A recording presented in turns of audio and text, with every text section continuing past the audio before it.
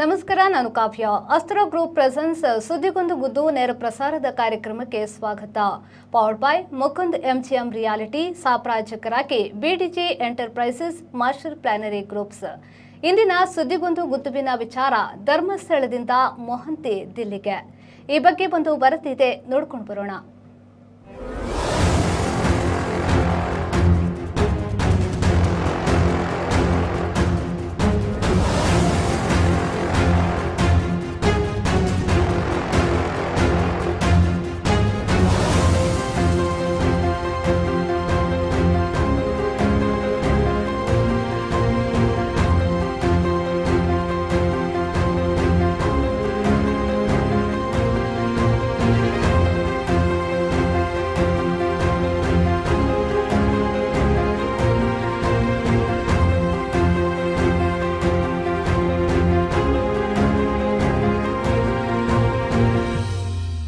ಧರ್ಮಸ್ಥಳದಲ್ಲಿ ಶವ ಹೂತಿಟ್ಟ ಪ್ರಕರಣಕ್ಕೆ ಸಂಬಂಧಪಟ್ಟಂತೆ SIT ತಂಡ ತನಿಖೆಯನ್ನ ತೀವ್ರಗೊಳಿಸಿದೆ. ಅನಾಮಿಕ ನೀಡಿದ ದೂರಿನ ಆಧಾರದಲ್ಲಿ ಸೋಮವಾರ ಸ್ಥಳ ಮಹಜರು ಮಾಡಲಾಗಿತ್ತು. ಸೋಮವಾರ ಸ್ಥಳ ಮಹಜರು ಮಾಡಿ ಒಟ್ಟು 13 ಸ್ಥಳಗಳನ್ನು ಗುರುತು ಮಾಡಲಾಗಿತ್ತು. ಆ ಸ್ಥಳಕ್ಕೆ ಹೈ ಸೆಕ್ಯೂರಿಟಿಯನ್ನ ಕೂಡ ನೀಡಲಾಗಿತ್ತು. ಇನ್ನು ಸ್ಥಳಕ್ಕೆ ಸಾರ್ವಜನಿಕರು ಪ್ರವೇಶ ನಿಷೇಧ ಮಾಡಿ ವಿಶೇಷ ತಂಡವನ್ನ ನಿಯೋಜನೆ ಮಾಡಿ ಕಾವಲಿಗೆ ಇರಿಸಲಾಗಿತ್ತು.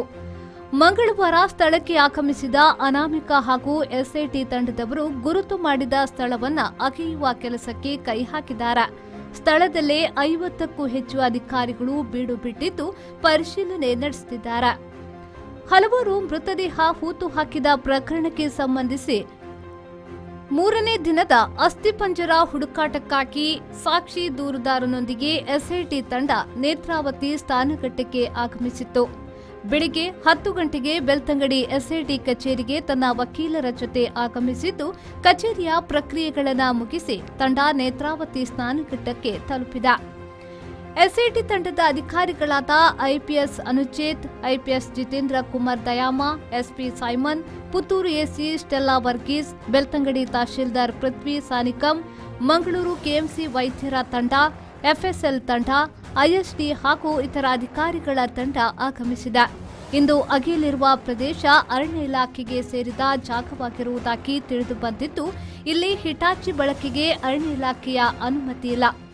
ಅರಣ್ಯ ಕಾನೂನುಗಳನ್ನು ಹಿಟಾಚಿ ಬಳಕೆಗೆ ವಿರುದ್ಧವಾಗಿದ್ದು, ಈ ಕಾರಣದಿಂದಾಗಿ ಕಾರ್ಮಿಕರನ್ನ ಉಪಯೋಗಿಸಿ ಅಗೆಯುವ ಕಾರ್ಯ ನಡೆಯಲಿದೆ. ಇದರ ನಡುವೆ SIT ತಂಡದ ನೇತೃತ್ವ ವಹಿಸಿರುವ DGP ಪ್ರಣಬ್ ಮೊಹಂತಿ ಅವರನ್ನ ವರ್ಗಾವಣೆ ಮಾಡಲಾಗಿದೆ ಎಂಬ ಮಾತು ಕೂಡ ಕೇಳಿಬರುತ್ತಿದೆ. ಕೇಂದ್ರದ ಬಿಜೆಪಿ ಸರ್ಕಾರವೇ ಈ ಪ್ರಕರಣದ ದಿಕ್ಕು ತಪ್ಪಿಸುತ್ತಿದೆಯಾ ಎಂಬ ಅನುಮಾನಗಳು ಕೂಡ ಹುಟ್ಟುಹಾಕಿದೆ. Bureau report, V4 news, Mangaluru.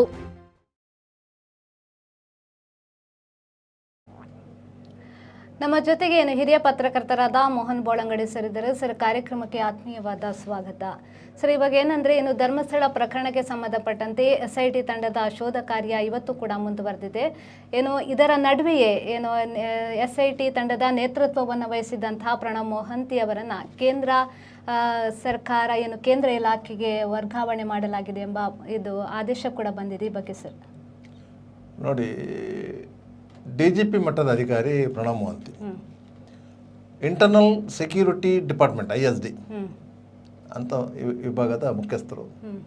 ಅವರನ್ನು ಸರ್ಕಾರ SIT ಮಾಡಿದಾಗ ಅದಕ್ಕೆ ಮುಖ್ಯಸ್ಥರನ್ನಾಗಿ ನೇಮಕ ಮಾಡಿತ್ತು. ಅವರ ಕೈ ಕೆಳಗೆ 3 ಮಂದಿ IPS ಅಧಿಕಾರಿಗಳು ಮತ್ತು 20 ಮಂದಿ ಇತರ ಅಧಿಕಾರಿಗಳನ್ನು ಕೊಟ್ಟಿತ್ತು. ಆದರೆ ಸ್ಪೆಷಲ್ ಇನ್ವೆಸ್ಟಿಗೇಷನ್ ಟೀಮು ಅಂತ ಹೇಳಿದ ಕೂಡಲೇ ಅದರ ಸ್ವರೂಪ ಬೇರೆ, ಆದರೆ ಕಾರ್ಯವಿಧಾನಗಳು ಎಲ್ಲವೂ ಸಹ ಕಾನೂನು ಪ್ರಕಾರವಾಗಿ ನಡಿಬೇಕೇ ಹೊರತು ಅವರವರ ಏಕಪಕ್ಷೀಯ ನಿರ್ಧಾರವನ್ನು ಕೈಗೊಳ್ಳಲಿಕ್ಕೆ ಆಗುವುದಿಲ್ಲ. ಸರ್ಕಾರ ಆದೇಶ ಮಾಡಿದಂತೆ ಈಗ ನಡೀತಿರುವಂತಹ ಮೃತದೇಹಗಳ ಉತ್ಖನನ ಕಾರ್ಯ ಅಂತ ನಾವು ಏನು ಹೇಳ್ತೇವೆ, ಅದು 2 ದಿವಸದಿಂದ ನಡೀತಾ ಇದೆ. 1 ದಿವಸದ ಅದಕ್ಕಿಂತ ಹಿಂದೆ 3 ದಿವಸದ ಹಿಂದೆ ಅಲ್ಲಿ ಮಾರ್ಕ್ ಮಾಡುವಂಥ ಕೆಲಸ ಆಗಿತ್ತು. 14 ಕಡೆಗಳಲ್ಲಿ ಮಾರ್ಕ್ ಮಾಡಿದ್ದಾರೆ. ಅದು ದೂರುದಾರ ತೋರಿಸಿಕೊಟ್ಟಂಥ ಸ್ಥಳಗಳಲ್ಲಿ ಮಾರ್ಕ್ ಮಾಡಿದ್ದಾರೆ. ಆದ್ದರಿಂದ ನಿನ್ನೆ ಅವರು ಅದನ್ನು ಅಗೆಯುವಂಥ ಕೆಲಸವನ್ನು ಪ್ರಾರಂಭಿಸಿದರು. ಸುಮಾರು ಬೆಳಿಗ್ಗೆ ಒಂದು 10-10:30 ಸಂಜೆ 6 ಗಂಟೆಯವರೆಗೆ ಅಗೆದರೂ ಏನೂ ಪ್ರಯೋಜನ ಆಗಲಿಲ್ಲ.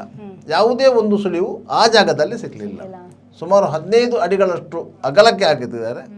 ಸುಮಾರು ಒಂದು 8-10 ಫೀಟು ಆಳಕ್ಕೆ ಅಗೆದಿದ್ದಾರೆ.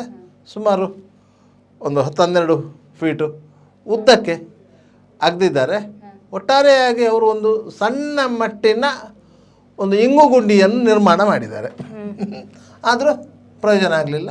ಸಂಜೆ ವೇಳೆಗೆ ಅದನ್ನೆಲ್ಲ ಮಣ್ಣನ್ನು ಮುಚ್ಚಿ ವಾಪಸ್ ಬಂದಿದ್ದಾರೆ.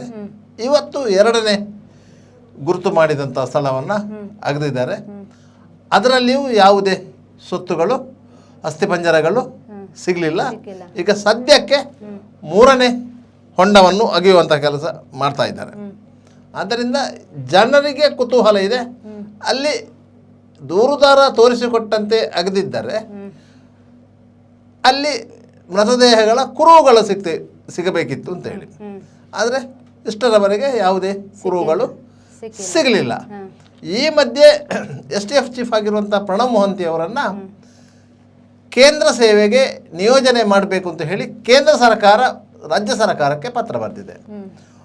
ದೇಶಾದ್ಯಂತ ಒಟ್ಟು 35 ಮಂದಿ ಅಧಿಕಾರಿಗಳನ್ನು ಕೇಂದ್ರ ಸರ್ಕಾರದ ಸೇವೆಗೆ ನಿಯೋಜನೆ ಮಾಡಬೇಕಂತ ಆಯಾ ರಾಜ್ಯಗಳಿಗೆ ಪತ್ರ ಬರೆದಿದೆ. ಕರ್ನಾಟಕದಿಂದ ಮೊಹಂತಿಯವರ ಹೆಸರು ಇದೆ. ಅದನ್ನು ಒಪ್ಪಿಕೊಳ್ಳುವುದು ಬಿಡುವುದು ರಾಜ್ಯ ಸರ್ಕಾರದ ನಿರ್ಧಾರ. ಯಾಕಂದರೆ ರಾಜ್ಯ ಸರ್ಕಾರ ತನ್ನ ಸೇವೆಯಿಂದ ಅವರನ್ನು ರಿಲೀವ್ ಮಾಡಬೇಕು ಕೇಂದ್ರ ಸರ್ಕಾರಕ್ಕೆ. ಯಾಕಂದರೆ ಯಾವುದೇ ಒಬ್ಬ IPS ಅಧಿಕಾರಿ ಆಗಲಿ, ಅದು ಭಾರತ ಸೇವೆಯಲ್ಲಿ ಇರುವಂತಹ ಅಧಿಕಾರಿಗಳು, IAS ಇರ್ಬೋದು, IPS ಇರ್ಬೋದು, ITS ಇರ್ಬೋದು, IFS ಇರ್ಬೋದು, ಯಾರೇ ಇದ್ದರೂ ಸಹ, ಯಾಕಂದರೆ UPSC ಅಡಿಯಲ್ಲಿ ಸೆಲೆಕ್ಷನ್ ಆಗುವಂಥ ಅಧಿಕಾರಿಗಳು ಯಾವ ರಾಜ್ಯದ ಕ್ಯಾಡ್ರಿಂದ ಆಯ್ಕೆ ಆಗಿರ್ತಾರೋ ಅವರು 1 ಬಾರಿ ಇಲ್ಲಾಂದರೆ 2 ಬಾರಿ ಕೇಂದ್ರದ ಸೇವೆಗೆ ಹೋಗಲೇಬೇಕು. ಅದು ಅನಿವಾರ್ಯ. ಕೆಲವೊಂದು ಅಧಿಕಾರಿಗಳು ಆರಂಭದಲ್ಲಿ ಹೋಗಿರ್ತಾರೆ, ಅಂದರೆ ಕರ್ನಾಟಕದಲ್ಲಿ ಸೇವೆ ಮಾಡಿದವರು. ಯಾಕಂದರೆ ಅವರು ಕರ್ನಾಟಕ ಕ್ಯಾಡರ್ IPS ಅಧಿಕಾರಿ. ಒರಿಜಿನಲಿ ಊರು ರಾಜ್ಯ ಒರಿಸ್ಸಾ, ಆದರೂ ಅವರು ಕರ್ನಾಟಕ ಕ್ಯಾಡ್ರಿಂದ IPSಗೆ UPS ಎಕ್ಸಾಮಲ್ಲಿ ಅವರು IPSಗೆ ಆಯ್ಕೆ ಆದವರು. ಆದ್ದರಿಂದಾಗಿ ಅವರ ಸೇವೆ ಎಲ್ಲ ಏನಿದ್ರು ಕರ್ನಾಟಕಕ್ಕೆ. ಆದ್ದರಿಂದಾಗಿ ಅವರನ್ನು 1 ಬಾರಿ ಇಲ್ಲದೆ 2 ಬಾರಿ ಕೇಂದ್ರ ಸೇವೆಗೆ ನಿಯೋಜನೆ ಮಾಡಬೇಕು. ಒಮ್ಮೊಮ್ಮೆ ವಿಶೇಷ ಟ್ರೈನಿಂಗು ಅದಕ್ಕೆಂತೇಳಿ ವಿದೇಶಕ್ಕೆ ಕಳಿಸುವುದು ಇದೆ.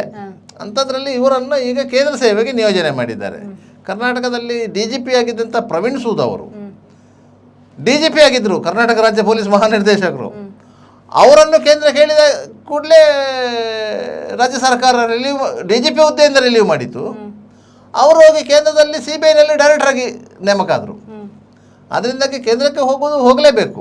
ಅದರಿಂದಾಗಿ ಇವರನ್ನು ರಾಜ್ಯ ಸರ್ಕಾರ ಈ ಪ್ರಸ್ತುತ ಪರಿಸ್ಥಿತಿಯಲ್ಲಿ ರಿಲೀವ್ ಮಾಡ್ತದಂತ ನೋಡಬೇಕು. ಯಾಕಂತ ಹೇಳಿದರೆ ಅವರಿಗೆ ಈ ವಿಶೇಷ ತನಿಖಾ ತಂಡ ಏನು SIT ಇದೆ, ಅದರ ಮುಖ್ಯಸ್ಥನ ಜವಾಬ್ದಾರಿ ಇದೆ. ಅವರ ಕೆಳಗೆ 3 ಮಂದಿ IPS ಅಧಿಕಾರಿಗಳಿದ್ದಾರೆ, 20 ಮಂದಿ ಅಧಿಕಾರಿಗಳಿದ್ದಾರೆ.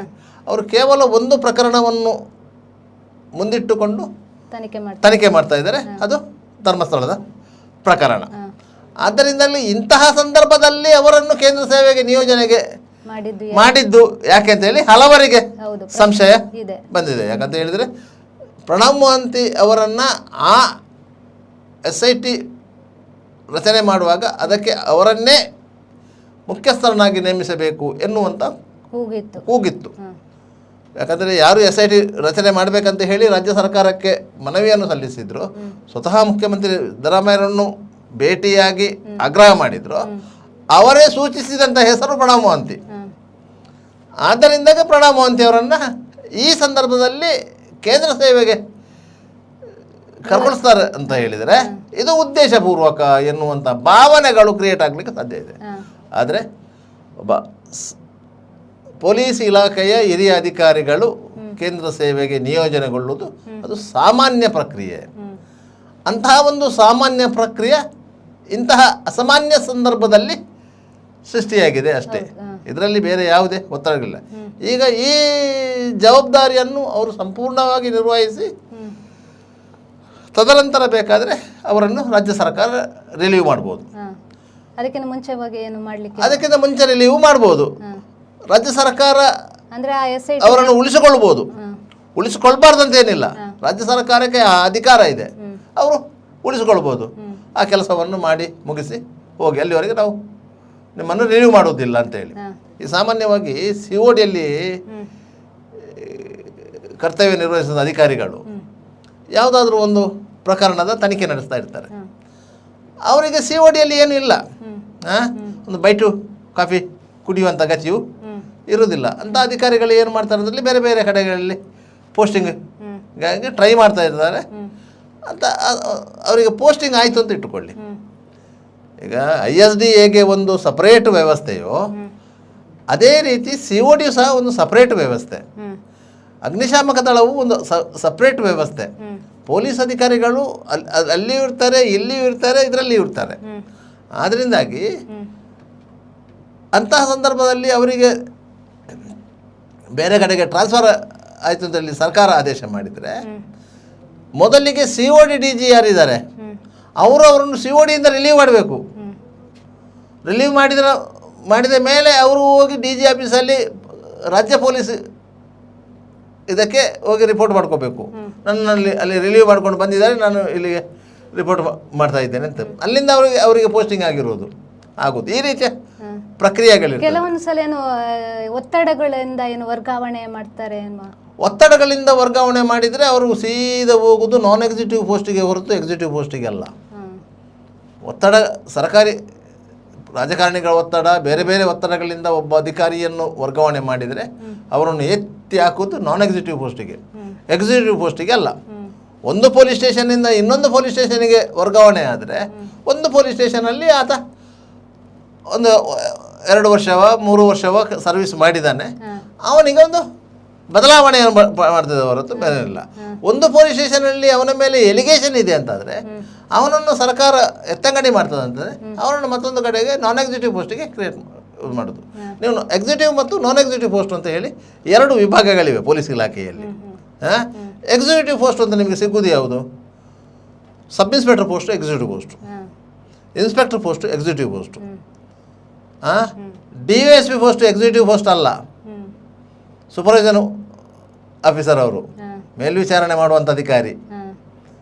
ಅವರು ಅನಿವಾರ್ಯ ಸಂದರ್ಭಗಳಲ್ಲಿ ಅವರು ಒಂದು ಕೇಸಿನ ತನಿಖೆಯನ್ನು ತಗೊಳ್ಳುವುದು, ಇಲ್ಲದ್ರೆ ಅವರು ಕೇಸಿನ ತನಿಖೆಯನ್ನು ತಗೊಳ್ಳುವುದಿಲ್ಲ. ಯಾರಿಗೆ ಪೊಲೀಸ್ ಸ್ಟೇಷನಲ್ಲಿ FIR ಮಾಡುವ ಪವರ್ ಇದೆ, ಸಣ್ಣ ಪೊಲೀಸ್ ಸ್ಟೇಷನ್ ಅಂತ ಅಂದರೆ ಒಬ್ಬ ಸಬ್ ಇನ್ಸ್ಪೆಕ್ಟರ್ SHO ಆಗಿರುವಂಥ ಪೊಲೀಸ್ ಸ್ಟೇಷನ್ ಅಂತಂದರೆ ಆ ಸಬ್ ಇನ್ಸ್ಪೆಕ್ಟ್ರಿಗೆ FIR ಮಾಡುವ ಪವರ್ ಇರೋದು.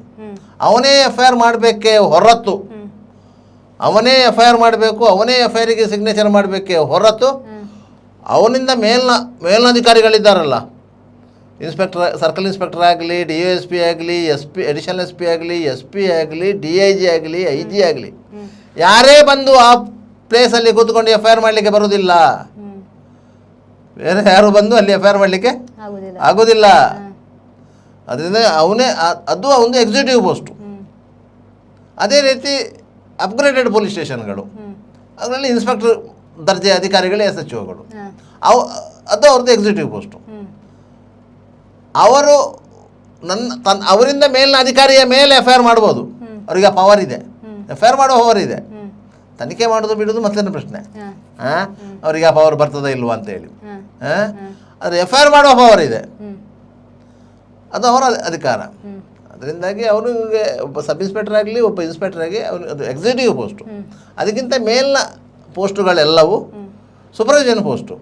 ಒಂದು IPS ಆಫೀಸರ್ಗಳಂತಾದರೆ ಒಂದು ಜಿಲ್ಲೆಯ ಜವಾಬ್ದಾರಿ SP ಆಗಿ ಅವರು ಯಾವಾಗ ಬರ್ತಾರೆ ಅದು ಎಕ್ಸಿಕ್ಯೂಟಿವ್ ಪೋಸ್ಟು, ಅದು ಎಕ್ಸಿಕ್ಯೂಟಿವ್ ಪೋಸ್ಟು. ಅದಕ್ಕಿಂತ ಮೇಲೆ ಪ್ರಮೋಷನ್ ಆದರೆ ಅವರು DIG ಆದರೆ, IGP ಆದರೆ ಅದೆಲ್ಲ ಸೂಪರ್ವೈಸನ್ ಪೋಸ್ಟು. ಮಾರ್ಗದರ್ಶನ ಮಾಡುವಂಥ ಅಧಿಕಾರ ಇರುವಂಥದ್ದು. ಅವರು ಹೇಳಿದ್ದನ್ನು ಕಿರಿಯ ಅಧಿಕಾರಿ ಕೇಳಬೇಕು ಅಷ್ಟೇ. ಅದರಿಂದಾಗಿ ಈಗ ಮೊಹಂತಿಯವರು DGP ಮಟ್ಟದ ಅಧಿಕಾರಿ, ಅವರು ಕೇಂದ್ರ ಸೇವೆಗೆ ಹೋಗ್ತಾರೆ. ಅವರೆಲ್ಲಾದರೂ ಕೇಂದ್ರ ಸೇವೆಗೆ ಹೋದ್ರೆ ಇಲ್ಲಿ SITಗೆ ಏನಾದರೂ ಬೇರೆ ಹಿರಿಯ ಅಧಿಕಾರಿಗಳನ್ನ ನೇಮಿಸುವ ಸಾಧ್ಯತೆ ಇದೆಯಾ? ಖಂಡಿತವಾಗಿ ನೇಮಿಸಲೇಬೇಕು, ಯಾಕಂದರೆ ಸರ್ಕಾರಿ ಆದೇಶದಲ್ಲಿ ಹಾಗೆ ಇರುವುದು. DGP ಮಟ್ಟದ ಅಧಿಕಾರಿಯ ನೇತೃತ್ವದಲ್ಲಿ SITಯನ್ನು ರಚನೆ ಮಾಡಿರುವುದು ಸರ್ಕಾರಿ ಆದೇಶ ಇರುವುದು. ಆದ್ದರಿಂದ ಇದಕ್ಕೆ DGP ಮಟ್ಟದ ಅಧಿಕಾರಿಯನ್ನು ನೇಮಕ ಮಾಡಬೇಕು. ಮೋಸ್ಟ್ಲಿ ನನ್ನ ಅಂದಾಜಿನ ಪ್ರಕಾರ ಕೆಲವು ದಿನಗಳ ಹಿಂದೆ ಬೆಂಗಳೂರು ನಗರ ಪೊಲೀಸ್ ಆಯುಕ್ತರಾಗಿದ್ದು RCB ಮ್ಯಾಚಿನ ಕಾಲ್ತುಳಿತ ಪ್ರಕರಣ ಸಂಭ್ರಮಾಚರಣೆಯಲ್ಲಿ ಕಾಲ್ತುಳಿತ ಸಂಬಂಧಿಸಿದಂತೆ ಅವರನ್ನು ರಾಜ್ಯ ಸರ್ಕಾರ ಸಸ್ಪೆಂಡ್ ಮಾಡಿತ್ತು. ಈಗ 2 ದಿವಸಗಳ ಹಿಂದೆ ಅವರ ಸಸ್ಪೆನ್ಷನ್ ಆರ್ಡರ್ ರಿಲೀವ್ ಆಗಿದೆ. ವಿಕಾಸ್ ಕುಮಾರ್ ಇದ್ದು ಮಾತ್ರ ಸಸ್ಪೆನ್ಷನ್ ಆರ್ಡರ್ ರಿಲೀವ್ ಆಗಿದೆ, ಬೇರೆ ಎಲ್ಲ ಅಧಿಕಾರಿಗಳ ಸಸ್ಪೆನ್ಷನ್ ಆರ್ಡರ್ ರಿಲೀವ್ ಆಗಿದೆ. ಅದರಿಂದಾಗಿ ಅವರಿಗೆ ಇನ್ನೊಂದು ಪೋಸ್ಟಿಂಗ್ ಕೊಡಬೇಕು. ಯಾಕಂದರೆ ಅವರು ಇದ್ದಂತಹ ಬೆಂಗಳೂರು ನಗರ ಪೊಲೀಸ್ ಆಯುಕ್ತರ ಹುದ್ದೆಯಲ್ಲಿ ಈಗ ಶ್ರೀಮಂತ್ ಕುಮಾರ್ ಸಿಂಗ್ ಬಂದು ಅವರಿಗೆ ಪೋಸ್ಟಿಂಗ್ ಆಗಿದೆ. ಅವರು ಚಾರ್ಜ್ ತಗೊಂಡು ಕೆಲಸ ಮಾಡಿದ್ರು. ಅವರನ್ನು ಅಲ್ಲಿಂದ ಶಿಫ್ಟ್ ಮಾಡಲಿೂ ಆಗಿಲ್ಲ. ಅವರನ್ನು ಶಿಫ್ಟ್ ಮಾಡಿದ್ರು. ಅವರೇನು ಓಡಿ ನೆಲೆಯಲ್ಲಿ ಹೋದವರಲ್ಲ, ಅವರು ಪಕ್ಕ ಸರ್ಕಾರಿ ಆದೇಶ ಆಗಿ ಅಲ್ಲಿಗೆ ಹೋದವರು. ಇನ್ನೂ ಅವರನ್ನು 2 ವರ್ಷ ಅವರನ್ನು ಅಲ್ಲಿಂದ ಟಚ್ ಮಾಡುವಾಗಿಲ್ಲ. ಟಚ್ ಮಾಡಿದರೆ ಅವರು CETಗೆ ಹೋಗ್ತಾರೆ. ಅದರಿಂದಾಗಿ ಅವರನ್ನು ಟಚ್ ಮಾಡುವಾಗಿಲ್ಲ. ಅದರಿಂದಾಗಿ ಇವರಿಗೆ ಆ ದರ್ಜೆಯ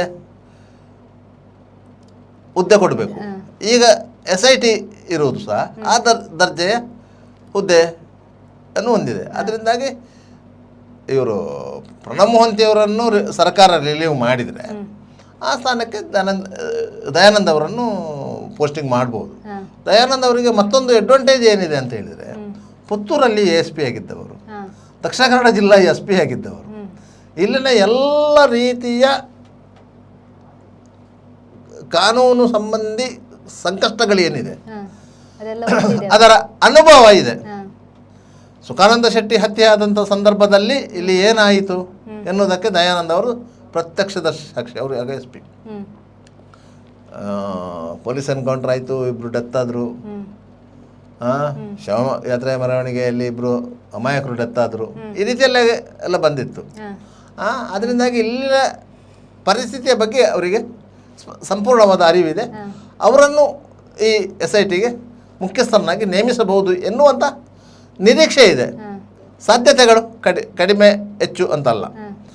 ಮೊಹಂತಿಯವರು ಸರ್ಕಾರ ರಿಲೀವ್ ಮಾಡ್ತದಂತಾದರೆ ಕೇಂದ್ರದ ಸೇವೆಗೆ, ಅಲ್ಲಿಗೆ ದಯಾನಂದ್ ಅವರನ್ನು ಹೊರತುಪಡಿಸದೆ ಬೇರೆ ಯಾರು ನೇಮಿಸುವಾಗ ಈ ಬಗ್ಗೆ ಏನು ಗೃಹ ಸಚಿವರು ಕೂಡ ಈ ಬಗ್ಗೆ ಚರ್ಚೆ ಮಾಡ್ತೇನೆ ಅಂತ ಕೂಡ ಹೇಳಿದ್ದಾರೆ. ಅದು ಗೃಹ ಸಚಿವರು ಅದನ್ನು ಚರ್ಚೆ ಮಾಡಲೇಬೇಕು. ಅವ್ರ ಹತ್ರ ಕೇಳಬೇಕಲ್ಲ, ದಯಾನಂದ್ ಅವ್ರ ಹತ್ರ ಕೇಳಬೇಕಲ್ಲ. ನೋಡ್ರಿ, ನೀವು SITಗೆ ಹೋಗ್ತೀರಾ ಅಂತೇಳಿ, ನಿಮಗೆ ಅದರಲ್ಲಿ ಇಂಟ್ರೆಸ್ಟ್ ಇದೆಯಾ?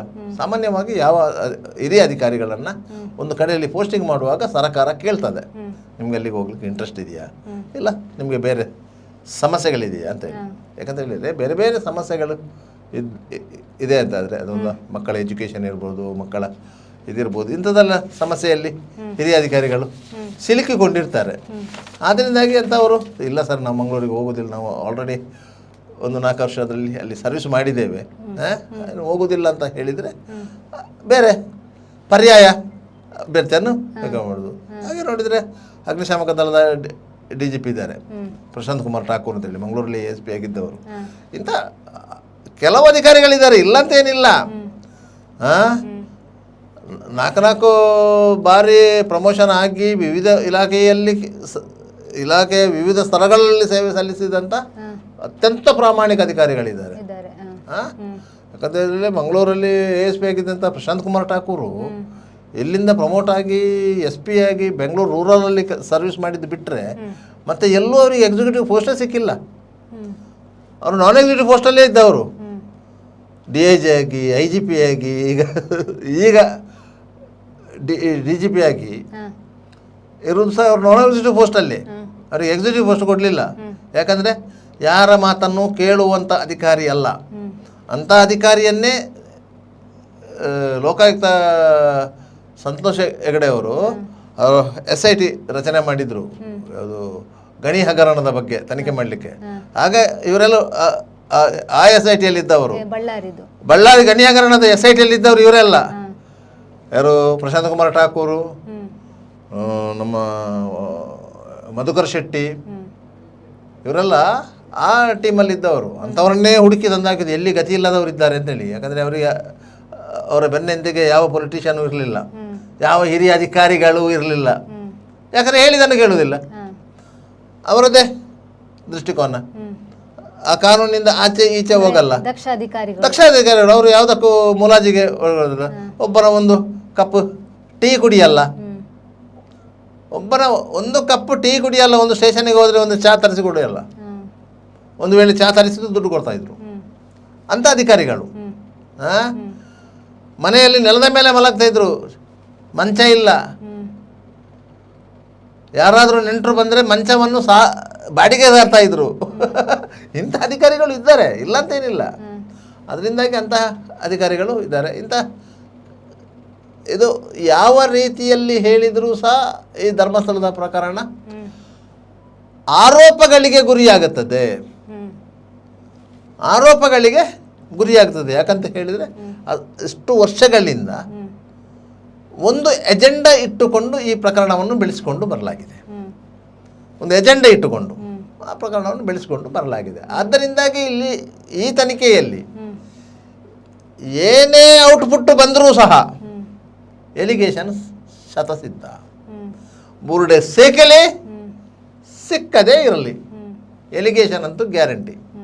ಅದಕ್ಕೆ ಆ SIT ಟೀಮಿಗೆ ಪ್ರಣಬ್ ಮೊಹಂತಿ ಅಂತ ದಕ್ಷಾಧಿಕಾರಿ, ದಯಾನಂದ್ ಅಂತ ಅಧಿಕಾರಿ, ಅನುಚೇತ್ ಇಂಥವರು ಬೇಕು ಅಂತ ಹೇಳೋದು. ಯಾಕಂದರೆ ಅವರ ಮೇಲೆ ಎಲಿಗೇಷನ್ ಮಾಡಲಿಕ್ಕೆ ಹಿಂದೆ ಮುಂದೆ ನೋಡ್ತಾರೆ. ಯಾಕಂದರೆ ಅವರ ಮೇಲೆ ಯಾವುದೇ ಒಂದು ಬ್ಲ್ಯಾಕ್ ಮಾರ್ಕ್ ಇಲ್ಲ. ಸರ್ವಿಸ್ ಇಡೀ ಎಂಟೈರ್ ಸರ್ವಿಸಲ್ಲಿ ಅವರ ಮೇಲೆ ಯಾವುದೇ ಬ್ಲ್ಯಾಕ್ ಮಾರ್ಕ್ ಇಲ್ಲ. ಆದ್ದರಿಂದಾಗೆ ಅಂಥವರ ಮೇಲೆ ಎಲಿಗೇಷನ್ ಮಾಡಲಿಕ್ಕೆ ಕಷ್ಟ. ಮಾಡಿದ ಎಲಿಗೇಷನ್ನು ಸಾರ್ವಜನಿಕರು ನಂಬುವುದಿಲ್ಲ. ಅದಕ್ಕಾಗಿ ಇಂಥ ಸಂದರ್ಭದಲ್ಲಿ ಮೊನ್ನೇನು ಅನುಪಮ ಶೆಣೈ ಅವರು ಅಂದರೆ ಮಾಜಿ DYSP ಪ್ರೆಸ್ ಮೀಟ್ ಮಾಡಿ ಅವರು SIT ತನಿಖೆಯಲ್ಲಿರುವುದು ಸೂಕ್ತ ವ್ಯಕ್ತಿ ಅಲ್ಲ, ಅಧಿಕಾರಿ ಅಲ್ಲ ಅಂತ ಹೇಳಿದರು. ಈ ಬಗ್ಗೆ ನೋಡಿ, ಕೆಲವರಿಗೆ ಒಂದೊಂದು ಭಾವನೆಗಳಿರ್ತದೆ, ಆಯಿತಾ. ನನಗೆ ಹೆಲ್ಪ್ ಮಾಡಲಿಲ್ಲ ಅಂತ ಹೇಳಿ, ಅವರಿಗೆ ಹೆಲ್ಪ್ ಮಾಡಲಿಲ್ಲ ಅಂತ ಹೇಳಿದರೆ ಇವರು ಸರಿಯಾದ ದಾರಿಯಲ್ಲಿ ಇರಲಿಲ್ಲ. ಅದಕ್ಕಾಗಿ ಅವರಿಗೆ ಹೆಲ್ಪ್ ಮಾಡಲಿಕ್ಕೆ ಆಗಲಿಲ್ಲ.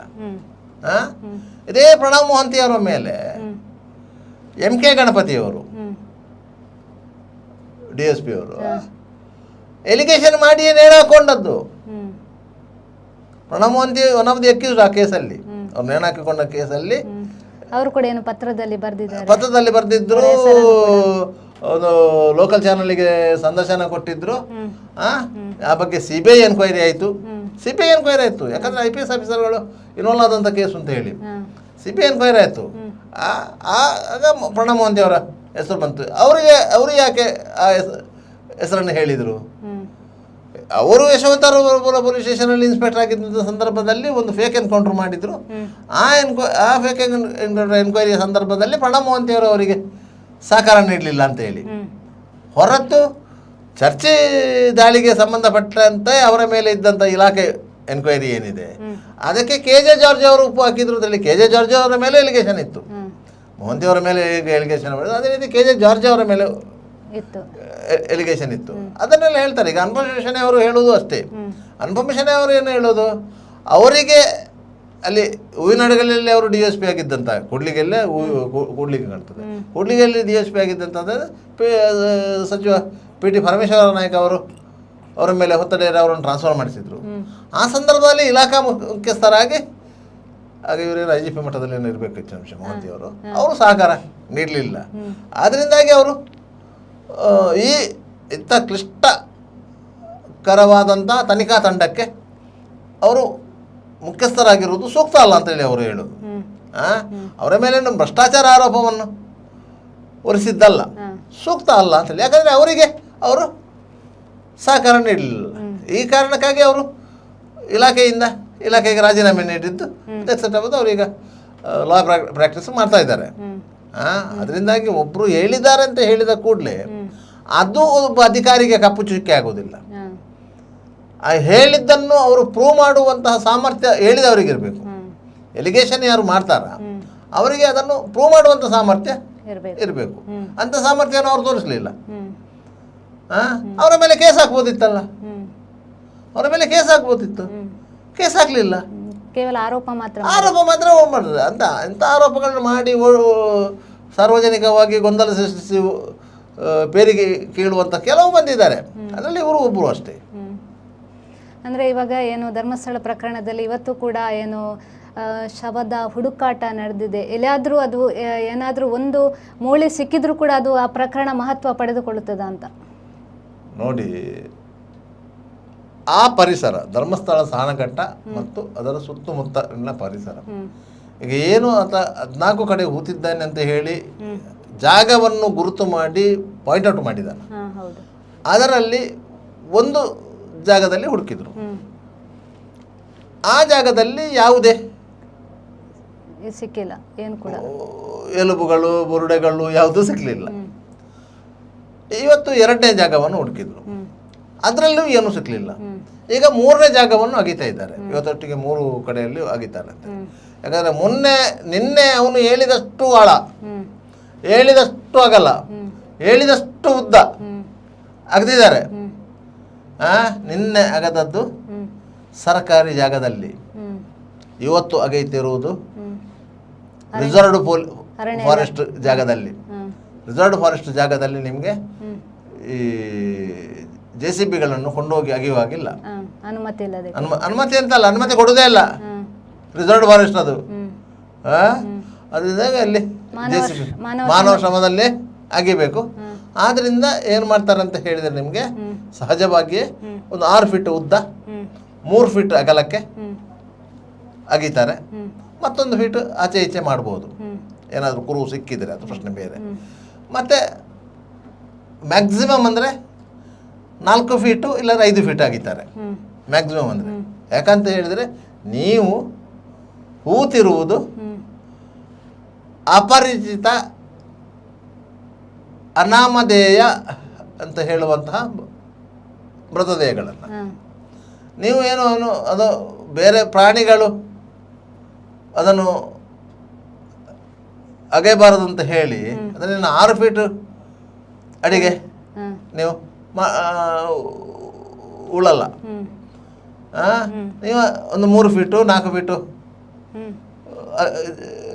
ಹೊಂಡ ತೋಡ್ತೀರಿ, ಅದರಲ್ಲಿ ಹಾಕ್ತೀರಿ, ಮಣ್ಣು ಹಾಕ್ತೀರಿ, ಬರ್ತೀರಿ. ಅದು ಅಂದ್ರೆ ನೇತ್ರಾವತಿ ನದಿ ಪಕ್ಕದಲ್ಲಿರುವ ಕಾರಣ ಅದೇನಾದ್ರೂ ಪ್ರವಾಹ ಬಂದು ಕೊಚ್ಚಿಕೊಂಡೇನಾದ್ರೂ ಹೋಗಿದ್ಯಾ ಅಂತ? ಇಲ್ಲ, ಕೊಚ್ಚಿಕೊಂಡು ಹೋಗ್ಲಿಕ್ಕೆ ಸಾಧ್ಯತೆಗಳ ಕಮ್ಮಿ. ಆದರೆ ನಿಮಗೆ ಅಲ್ಲಿ ಏನು ಸಮಸ್ಯೆ ಆಗ್ತದಂತ ಹೇಳಿದರೆ ಅದು ದಟ್ಟಾರಣ್ಯ. ಅಲ್ಲಿ ಕಾಡ ಹಂದಿಗಳು ಇಂಥದ್ದಲ್ಲಿರ್ತದೆ, ಕಾಡು ನಾಯಿಗಳಿರ್ತದೆ, ಇದೆಲ್ಲ ಇರ್ತದೆ. ಅದು ಈ ಉಗಿದಂಥ ಮೃತದೇಹಗಳನ್ನು ಎಳೆದಾಕುವುದೆಲ್ಲ ಇರ್ತದೆ. ಹೆಚ್ಚಾಗಿ ಕಾಡ ಹಂದಿಗಳು ಎಳೆದಾಕುವುದು, ಯಾಕಂದ್ರೆ ಅದಕ್ಕೆ ವಾಸನೆ ಬರುತ್ತೆ, ಇಲ್ಲಿ ಏನೋ ಉಗ್ದಿದ್ದಾರೆ ಅಂತೇಳಿ. ಆಗ ಅದು ಅದರ ದಾಡೆಯಿಂದ ಆ ಮಣ್ಣನ್ನೆಲ್ಲ ಮಾಡಿ ಅದನ್ನು ಉಗ್ದಿದ್ದಂತೆ. ಆದರೆ ಅಂಥ ಘಟನೆಗಳು ಆಗಿದ್ದರೆ 2ನೇ ಬಾರಿಗೆ ಇನ್ನೊಂದು ಶವವನ್ನು ಉಳ್ಳಿಕ್ಕೆ ಹೋಗೋದು ಗೊತ್ತಾಗುತ್ತೆ, ಅದನ್ನು ಹಂದಿ ಎತ್ಕೊಂಡು ಹೋಗಿದೆ ಅಂತೇಳಿ. ನಿಮಗೆ ಯಾವುದೇ ಒಂದು ಕಾಡಲ್ಲಿ ಒಬ್ಬ ಸುಸೈಡ್ ಮಾಡಿಕೊಂಡ್ರೆ ನಿಮ್ಮ ಕೇವಲ 1 ದಿವಸ 2 ದಿವಸ 3ನೇ ದಿವಸಕ್ಕೆ ಹಂದಿ ಬಂದಾಗ್ತದೆ ವಾಸನೆಗೆ. ನಿಮ್ಗೆ ಯಾಕಂತ ಹೇಳಿದರೆ ನಿಮಗೆ ಒಂದು ದೇಹದ ಮೇಲೆ 16 ಗಂಟೆ ಕಳೆದ ಮೇಲೆ ಅದು ದೇಹ ಡಿಕಂಪೋಸ್ ಆಗಲಿಕ್ಕೆ ಸ್ಟಾರ್ಟ್ ಆಗ್ತದೆ, ವಾಸನೆ ಹರಡಲಿಕ್ಕೆ ಸ್ಟಾರ್ಟ್ ಆಗ್ತದೆ. ಆಗ ಈ ಹಂದಿಗಳು, ಕಾಡ ಹಂದಿಗಳು ಬಂದು ಅದನ್ನು ಎಳ್ಕೊಂಡು ಹೋಗ್ತದೆ. ಈ ರೀತಿಯ ಪರಿಸ್ಥಿತಿ. ಕೆಲವೊಂದು ಕಡೆ ಬಾಡಿಯಲ್ಲಿ ತಲೆ ಇರುವುದಿಲ್ಲ, ತಲೆ ಇಟ್ಕೊಂಡು ಹೋಗಿರ್ತದೆ ಅದು. ಈಗ ಈ ಒಂದು ಬುರುಡೆ ತಂದಿದ್ದಾನಲ್ಲ, ಅಂಥ ಬುರುಡೆ ಇಟ್ಕೊಂಡು ಹೋಗಿರ್ತದೆ ಅದು ಹಂದಿಗಳು. ಆ ರೀತಿಯ ಘಟನೆಗಳು ಆದದ್ದು ಇದೆ, ಆಗೋದಿಲ್ಲ ಅಂತ ಹೇಳಲಿಕ್ಕೆ ಬರೋದಿಲ್ಲ. ಆದರೆ ಇದರಲ್ಲಿ ಏನಾಗಿದೆ ಅಂತ ಹೇಳಿದರೆ, ಮೊನ್ನೆ ಆತ 14 ಪ್ಲೇಸ್ಗಳನ್ನು ಐಡೆಂಟಿಫೈ ಮಾಡಿದ ಸಂದರ್ಭದಲ್ಲಿ ಆತನ ಮೆಮೊರಿ ಪವರ್ ಅನ್ನು ಎಲ್ಲರೂ ಮೆಚ್ಚಿದ್ರು. ಅವನು ನೆನಪಿನ ಶಕ್ತಿಯನ್ನು ನಾವು ಮೆಚ್ಚಿದ್ದೇವೆ. ಅಂದ್ರೆ 15 ವರ್ಷಗಳ ನಂತರ ಅವನು ಇಂಥಲ್ಲೇ ನಾನು ಓದಿದ್ದೇನೆ ಎನ್ನುವುದನ್ನು ಅವನು ನೆನಪಲ್ಲಿ ಇಟ್ಟುಕೊಂಡ ಪರಿಸರವನ್ನು ಗುರುತಿಸಿದ್ದಾನಂತ ಹೇಳಿದರೆ, ಈ 15 ವರ್ಷದಲ್ಲಿ ಆ ಪರಿಸರ ಸಾಕಷ್ಟು ಭೌಗೋಳಿಕವಾಗಿ ಭಿನ್ನವಾಗಿದೆ. ಅಂಥ ಸಂದರ್ಭದಲ್ಲೂ ಸಹ ಆತ ಗುರುತಿಸಿದ್ದಾನೆ. ಮತ್ತು ಆ ಜಾಗದಲ್ಲಿ ಇದ್ದಂಥ ಮರಗಳು ಬೆಳೆದಿದೆ, ಇಲ್ಲದ್ರೆ ಮಗುಚಿದೆ. ಸಣ್ಣ ಸಣ್ಣ ಗಿಡಗಳಿದ್ದದ್ದು ಮರಗಳಾಗಿವೆ. ಈ ರೀತಿಯಾಗಿ ಭೌಗೋಳಿಕವಾಗಿ ವ್ಯತ್ಯಾಸಗಳಾಗದಂಥ ಜಾಗದಲ್ಲೂ ಅವನು ಹುಡುಕಿದ್ದಾನೆ ಅಂತ ಹೇಳಿದರೆ ಅದು ಅವನ ನೆನಪಿನ ಶಕ್ತಿಯನ್ನು ನಾವು ಮೆಚ್ಚಬೇಕು. ಅದು ಮೊದಲ ದಿನದ ಉತ್ಖನನದಲ್ಲಿ ಫೇಲ್ ಆಯಿತು. ಯಾಕಂದರೆ ಮೊದಲ ದಿನವೇ ಯಾವುದೇ ಸುಳಿವು ಸಿಗಲಿಲ್ಲ. ಅಂದ್ರೆ ಈ ಹಿಂದೆ ಏನು ದೂರು ಕೊಡ್ಲಿಕ್ಕೆ ಬರುವಾಗ ಆತ ಒಂದು ತಲೆಬುರುಡೆ 2 ಮೂಳೆ ಎಲ್ಲ ಹಿಡ್ಕೊಂಡು ಬಂದಿದ್ದಲ್ಲ, ಅದೇನಿಂದ ತಗೊಂಡು ಬಂದಿರೋದು ಅಂತ? ಅದು ಬೇರೆ ಒಂದು ಕಡೆಯಿಂದ ತಂದಿದ್ದಾನೆ. ಅದು ಬೇರೆ ಒಂದು ಕಡೆಯಿಂದ. ಎಲ್ಲರ ಪ್ರಶ್ನೆ ಇರುವುದು ಅದು.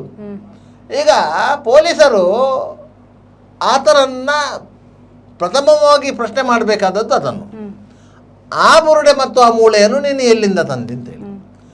ಕೇವಲ ಒಬ್ಬ ಮನುಷ್ಯನಲ್ಲಿ ಬುರುಡೆ ಮತ್ತು 2 ಮೂಳೆಗಳು ಮಾತ್ರ ಅಲ್ಲ, ದೇಹದ ಬೇರೆ ಅಂಗಗಳಿರ್ತವೆ. ಅದನ್ನೇ ಅಲ್ಲಿ ಹೋಗಿ ಏನು ತನಿಖೆ ಮಾಡಬಹುದು ನೋಡಿ. ಅದನ್ನೇ ಹೇಳುವುದು ನಾನು. ನೋಡಿ, ಅದು ಒಂದು ಸಾಕ್ಷ್ಯ. ಆ ಬುರುಡೆ ಒಂದು ಸಾಕ್ಷ್ಯ, ಇಸ್ ಎವಿಡೆನ್ಸ್. ಅದೊಂದು ಎವಿಡೆನ್ಸ್. ಅದನ್ನು ಪೊಲೀಸರು FSL ಪರೀಕ್ಷೆಗೆ ಕಳಿಸಿದ್ದಾರೆ. ಆದರೆ ಅದರ ರಿಮೈನಿಂಗ್ ಪಾರ್ಟ್, ಉಳಿದ ಭಾಗಗಳು ಎಲ್ಲಿದೆ ಅಂತೇಳಿ ಅವನಿಗೆ ಗೊತ್ತಿದೆ. ಅವನಿಗೆ ಗೊತ್ತಿದೆ, ಖಂಡಿತ ಗೊತ್ತಿದೆ. ಯಾಕಂದರೆ ಬುರುಡೆ ತಂದವನಿಗೆ ರಿಮೈನಿಂಗ್ ಪಾರ್ಟ್ ಅಲ್ಲಿದೆ ಅಂತ ಗೊತ್ತಿಲ್ವ. ಆದ್ದರಿಂದ ಆ ಜಾಗದ ಅವನಿಗೆ ಸ್ಪಷ್ಟವಾದ ಅರಿವಿದೆ. ಸ್ಪಷ್ಟವಾದ ಅರಿವಿದ್ದರೆ ಅದನ್ನು ಅವರು ಈ 14 ಜಾಗಗಳ ಗುರುತು ಎಲ್ಲ ಮಾಡಿದ ಮೇಲೆ, ಇಷ್ಟು ಜಾಗಗಳನ್ನು ಆಗಿದ ಮೇಲೆ ಮತ್ತೆ ಕೊನೆಗೆ ಆಗಿದ್ದು ಅದನ್ನು ಅದನ್ನು ಅಗೆಯುವಾಗ ಕಾನೂನಿನ ಪ್ರಕ್ರಿಯೆಗಳಿರ್ತದೆ ಅದನ್ನು ಅಗಿಲಿಕ್ಕೆ. ಯಾಕಂದರೆ ಇದು ಬುರುಡೆ ಕೋರ್ಟಿಗೆ ಹೋಗಿದೆ, ಕೋರ್ಟಲ್ಲಿ ಒಂದು ಸಾಕ್ಷ್ಯವಾಗಿ ಅದನ್ನು ಪರಿಗಣನೆ ಮಾಡಲಾಗಿದೆ. ಅದರ ಮೇಲೆ ದಾಖಲಾಗಿರುವಂಥ ಒಂದು ಏನು ಪ್ರಕರಣ ಒಂದು ದಾಖಲಾಗಿದೆ, ಆ ಪ್ರಕರಣದಲ್ಲಿ ಅದು ಸಾಕ್ಷ್ಯವಾಗಿ ಪರಿಗಣಿಸಲ್ಪಡ್ತದೆ. ಆದ್ದರಿಂದಾಗಿ ಅದು FSL ಪರೀಕ್ಷೆಗೆ ಒಳಪಟ್ಟು ಅದರ ವರದಿಯೊಂದಿಗೆ ವಾಪಸ್ಸು ಬಂದಾಗ ಪೊಲೀಸ್ ಪರಿಭಾಷೆಯಲ್ಲಿ ಅದೊಂದು PF ಸೊತ್ತು, ಮುದ್ದೆ ಮಾಲು ಅಂತ ಹೇಳ್ತಾರೆ. ಪ್ರಾಪರ್ಟಿ ಫೈಲಲ್ಲಿ ಅದನ್ನು ಮೆನ್ಷನ್ ಮಾಡಬೇಕು. ಅದಕ್ಕೆ ರಿಮೈನಿಂಗ್ ಪಾರ್ಟ್ ಇರ್ತದೆ, ಅದನ್ನು ಸೀಸ್ ಮಾಡಬೇಕು. ಅದನ್ನು ಸೀಸ್ ಹೇಗೆ ಮಾಡೋದು? ಸೀಸ್ ಮಾಡಬೇಕಾದ್ರೆ ಈಗ ಯಾರು ಈ ಅಜ್ಞಾತ ವ್ಯಕ್ತಿ ಇದ್ದಾನೆ ಅವನನ್ನು ಪೊಲೀಸರು ಬಂಧಿಸಬೇಕು, ಅಧಿಕೃತವಾಗಿ ಬಂಧಿಸಬೇಕು. ಬಂಧಿಸಿ ನ್ಯಾಯಾಲಯಕ್ಕೆ ಹಾಜರುಪಡಿಸಬೇಕು. ತದನಂತರ ನ್ಯಾಯಾಲಯ ಪೊಲೀಸರ ಕಸ್ಟಡಿಗೆ ಒಪ್ಪಿಸಬೇಕು. ಕಸ್ಟಡಿಯಲ್ಲಿ ಆತನನ್ನು ಕರ್ಕೊಂಡು ಹೋಗಿ ಆ ಸ್ಪಾಟಿನ ಹಾಜರು ಮಾಡಿ ಆ ರಿಮೈನಿಂಗ್ ಪಾರ್ಟನ್ನು ವಶಪಡಿಸಿಕೊಳ್ಳಬೇಕು.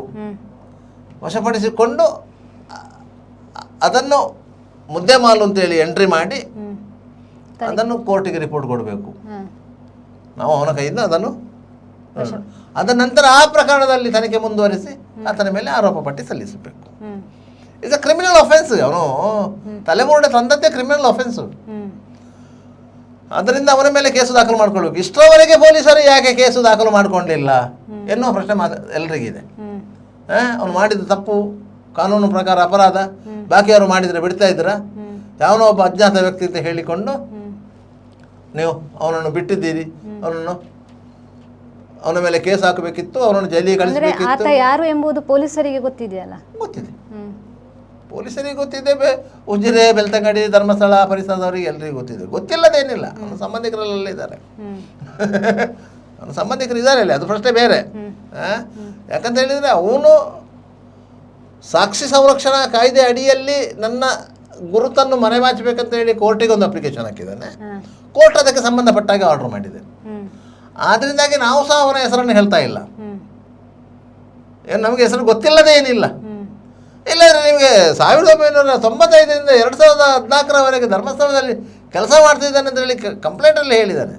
ಏನು ಧರ್ಮಸ್ಥಳದಲ್ಲಿ ಲೆಕ್ಕ ಇಲ್ವಾ ಎಷ್ಟು ಮಂದಿ ಕೆಲಸಗಾರರಿದ್ದಾರೆ ಅಂತ ಹೇಳಿ? ಅಟೆಂಡೆನ್ಸ್ ಇಲ್ವಾ? ಅವ್ರು ಸಂಬಳ ಕೊಡಲಿಲ್ವಾ?